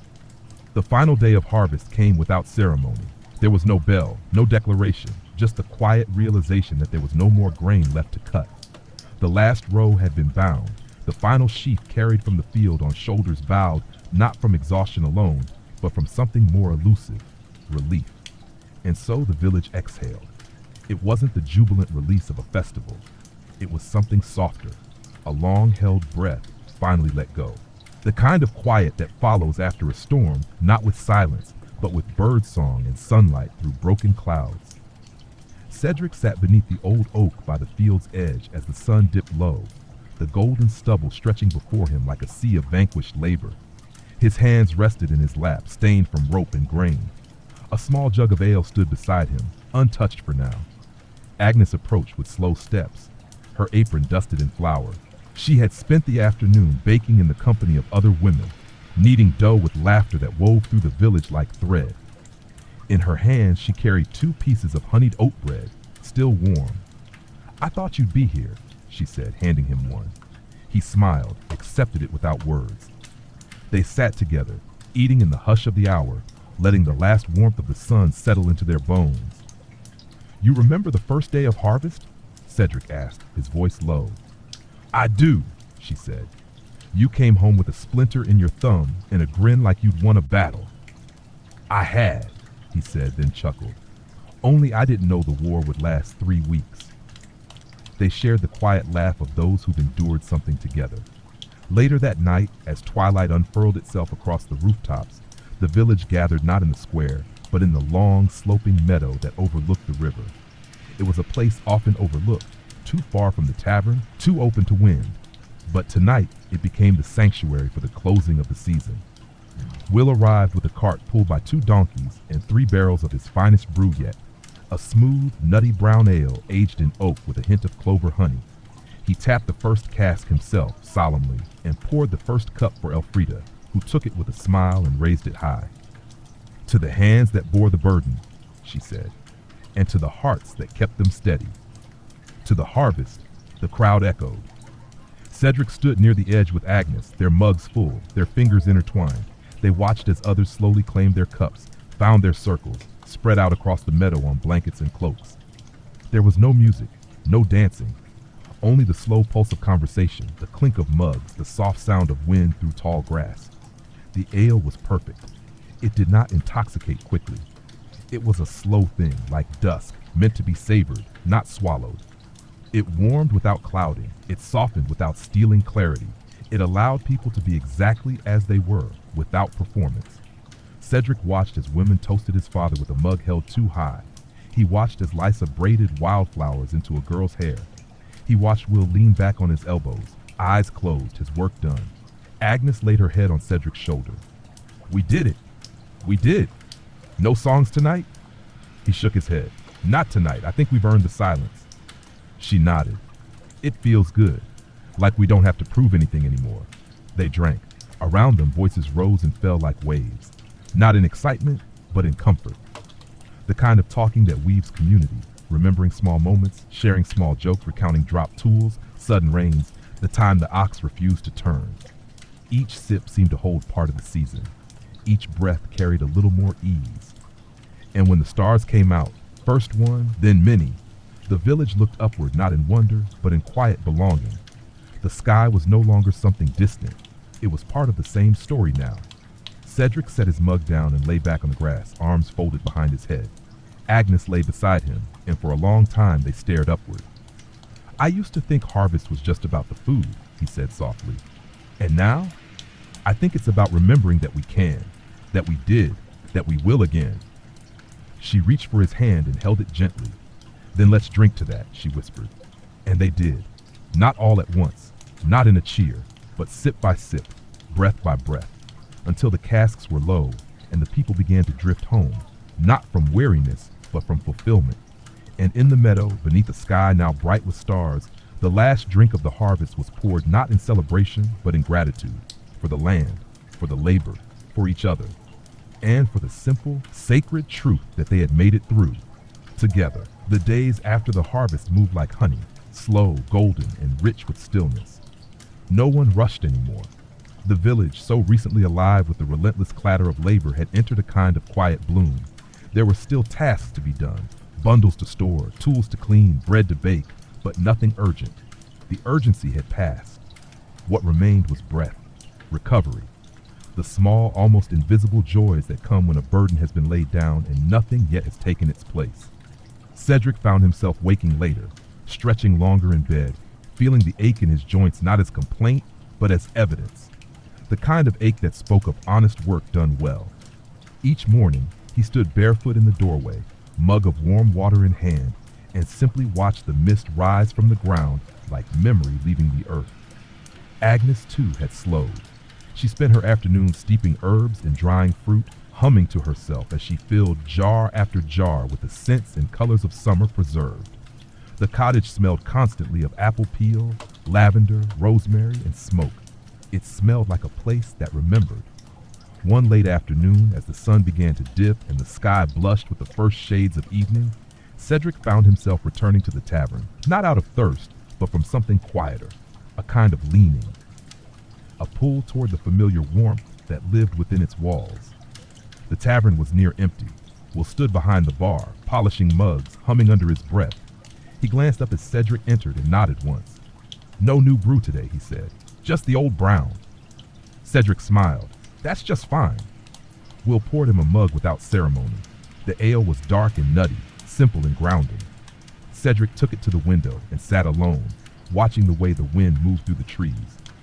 Minutes passed, perhaps more. Then Elfrida entered.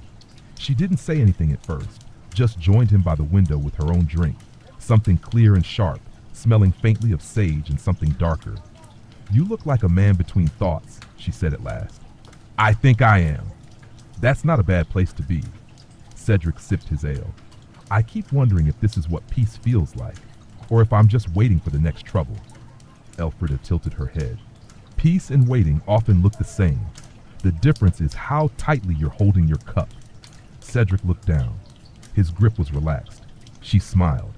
They sat like that for a while, two quiet figures in the golden light, sharing nothing but presence and the occasional glance at the shifting trees. Later, as more villagers began to arrive in slow trickles, drawn not by thirst but by the simplicity of being near each other, Cedric moved to the hearth where Agnes had taken a seat, a mug of cider in hand, her braid loose down her back. She looked up as he approached, smiled, and patted the seat beside her. "Will says the apples were stronger this year," she murmured. "Do they taste it?" "Not yet, but I can feel it coming."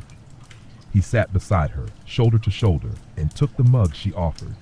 The cider was crisp, less sweet than expected, with a bite at the finish that lingered pleasantly. Around them, the tavern filled with quiet talk, gentle laughter, the kind of sounds that didn't need to rise to be felt.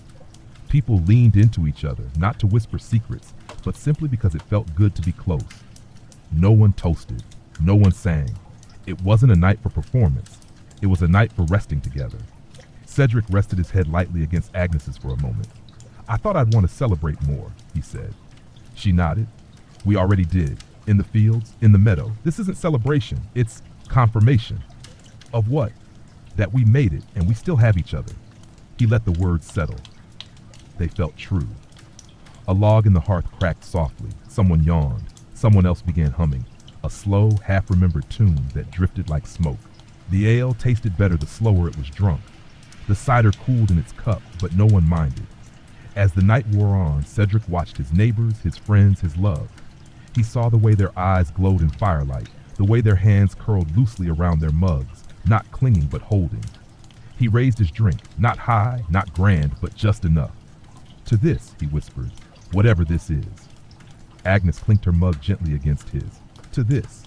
And they drank, together, not to forget, not to feel more, but because sometimes after all the work and all the weather and all the words, there is nothing left to do but sit with those who know, drink something warm, and let stillness speak. And that too was a kind of getting drunk, not on ale, but on peace. The first true chill of autumn arrived in the night. It crept under doors and through shutters, curled into blankets, and kissed the napes of necks with its quiet warning. Prepare. Leaves, still clinging to their branches in summer's faded hues, began to shift, just barely. A hint of rust, a whisper of gold.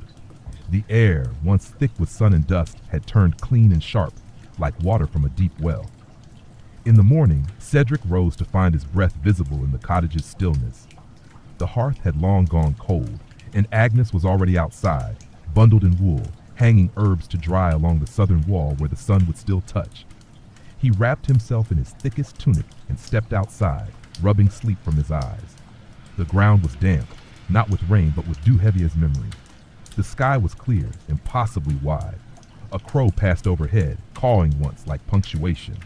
"Smells like October," Agnes said without turning. "What does that smell like?" "Smoke, apples, and the edge of something." He kissed the top of her head. "You always make the air feel like poetry." "It already is. You just forget to notice." The village, too, had begun its slow shift.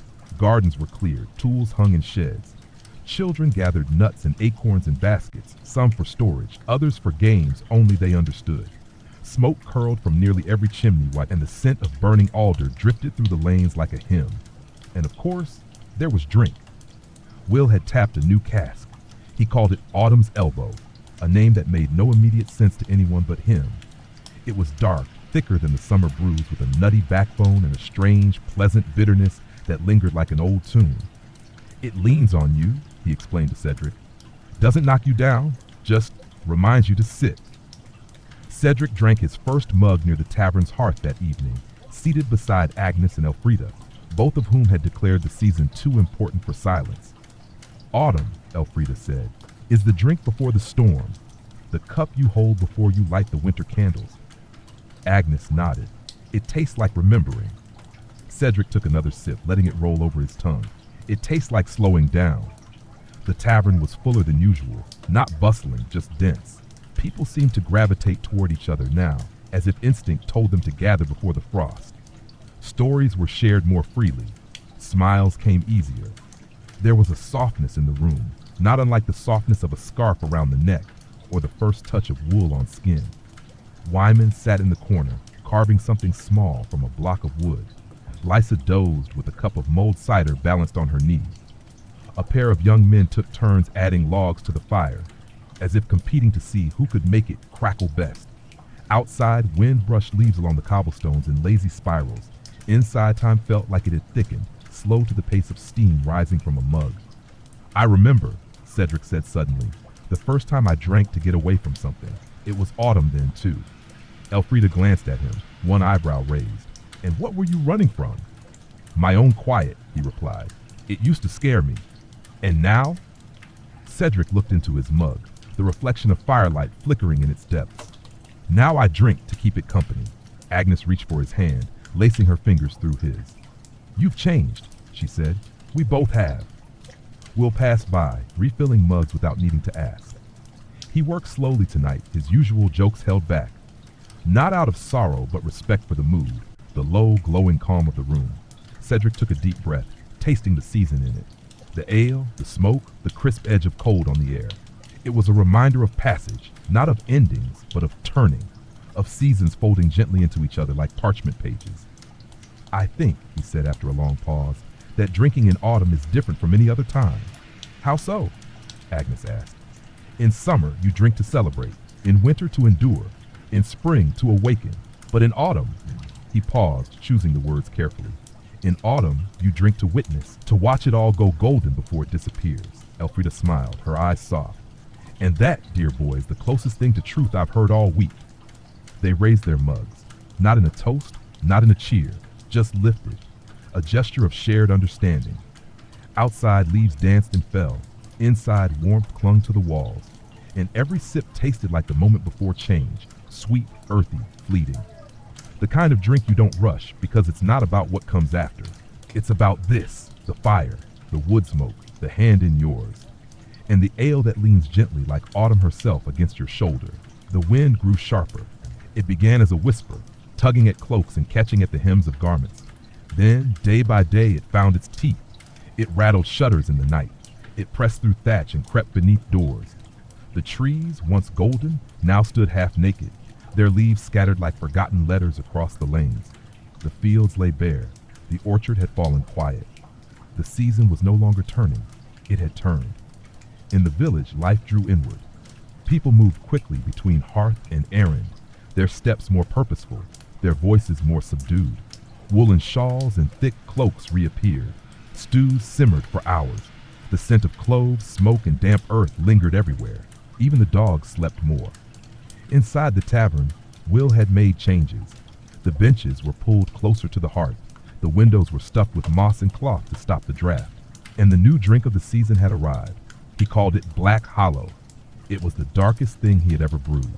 Nearly black, heavy as syrup, brewed with roasted barley and dried figs. It poured thick and slow and tasted of earth, iron, and shadow. The kind of drink that warned you of winter in your bones. Cedric was wary at first. One sip and he understood. This was not a drink for talking. It was for remembering. He sat with Agnes in the far corner of the tavern, then close to the fire, but away from the noise. There was little laughter tonight. The ale asked too much. This one tastes like grief, Agnes said, cradling her cup in both hands. Cedric nodded. It tastes like a cellar with no light, but also like something you'd keep drinking anyway. They fell silent, letting the warmth of the hearth and the slow strength of the ale settle into their limbs. Elfrida arrived late. Her cloak was dusted with frost, her eyes red. She said nothing as Will handed her a mug. She drank in a single long pull, then exhaled slowly. I buried my cat today, she said without preamble. No one laughed, no one shifted. She was 19, old, mean, and wiser than I'll ever be.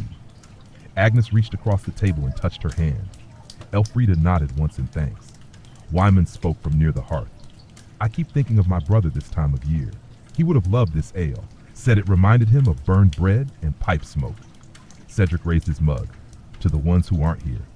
The room responded in kind. Soft murmurs, quiet toasts, mugs lifted like offerings. There was no need for names. The drink remembered them. Later in the evening, someone began singing, a low, wordless melody that rose and fell like wind over snow. It wasn't joyful. It wasn't mournful either. It was the kind of sound that filled a space just enough like candlelight. Cedric leaned against Agnes, her warmth steady beside him. His body ached, not from labor but from the quiet weight of approaching winter, the kind of ache that wasn't pain, just presence. I don't think I fear the cold anymore, he said. Agnes turned slightly. Why's that? Because now I know we don't face it alone. She smiled, tired and soft. That's why we drink in the cold, not to escape it, to outlast it, together. Their mugs touched again, gently, carefully, as if to not disturb the moment. Outside, frost crept across the windows in delicate veins. The world was dark, but not unkind. Inside the tavern, the fire held its glow, and the drink sat heavy in the belly like a promise, not of joy, not of comfort, but of endurance, of making it through the long dark. One sip at a time, one night at a time, one hand beside yours holding the same weight. The first snow fell in silence, no wind, no warning, just a slow descent, like feathers loose from the heavens. By the time the village noticed, rooftops were already dusted, fences frosted, and the well-worn paths softened into softness. The world, so recently brown and gold and bare, now wore a hush. Every edge had been rounded, every sound muffled. Cedric awoke to the light of it, bright through the cottage window, reflected from the white outside. The hearth had gone out in the night, but the stillness held its own kind of warmth. Agnes stirred beside him, wrapped in layers, her hair a tangle of sleep and dreams. It's here, Cedric whispered. Without opening her eyes, she answered, I know. He pulled the blanket tighter around them and closed his eyes again. There was no rush now. The season had shifted completely, and with it the rhythm of life. When they finally rose, they moved slowly, boiled water, lit the hearth, stoked the flame. The scent of rosemary and ash filled the room. Outside, smoke curled from other chimneys, a sign that the whole village had awakened into the same new world.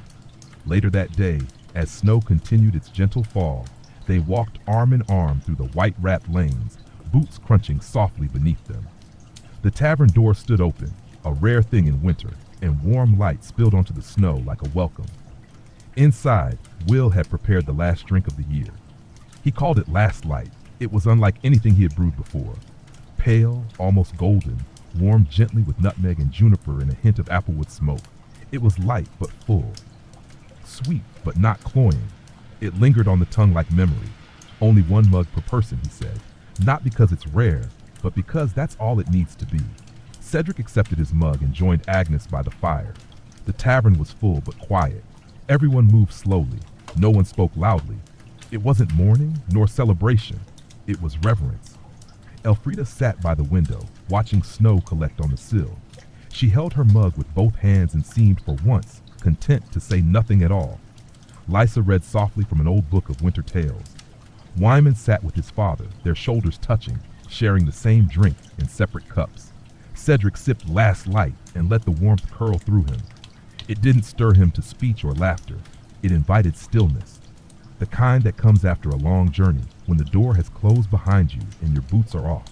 He looked to Agnes. She met his gaze with a soft, tired smile. We made it, she whispered. He nodded. All the way through. To the end? No, he said. To the next beginning. They raised their mugs, not high, not with flourish, just enough. Around them, the room seemed to pulse with quiet agreement. No toasts were needed, no songs, just this, a shared breath, a single drink, and the knowledge that seasons turn and turn again. That darkness comes, but never alone. That even the coldest night can be warmed by the memory of hands held, laughter shared, ale poured slow and honest. Cedric closed his eyes for a moment. Let the fire warm his face. Let the drink settle in his chest. And in that stillness, with snow whispering at the windows and his love beside him, he felt the story complete. Not finished, complete, because this was what getting wasted had become. Not the wild, not the reckless, but the sacred. A ritual of remembering, of holding, of enduring. One mug, one night, one season at a time. And somewhere far above, beyond the snow and the smoke and the songless sky, the stars watched in their ancient hush, blinking slow approval over a village that had once again drunk its way home.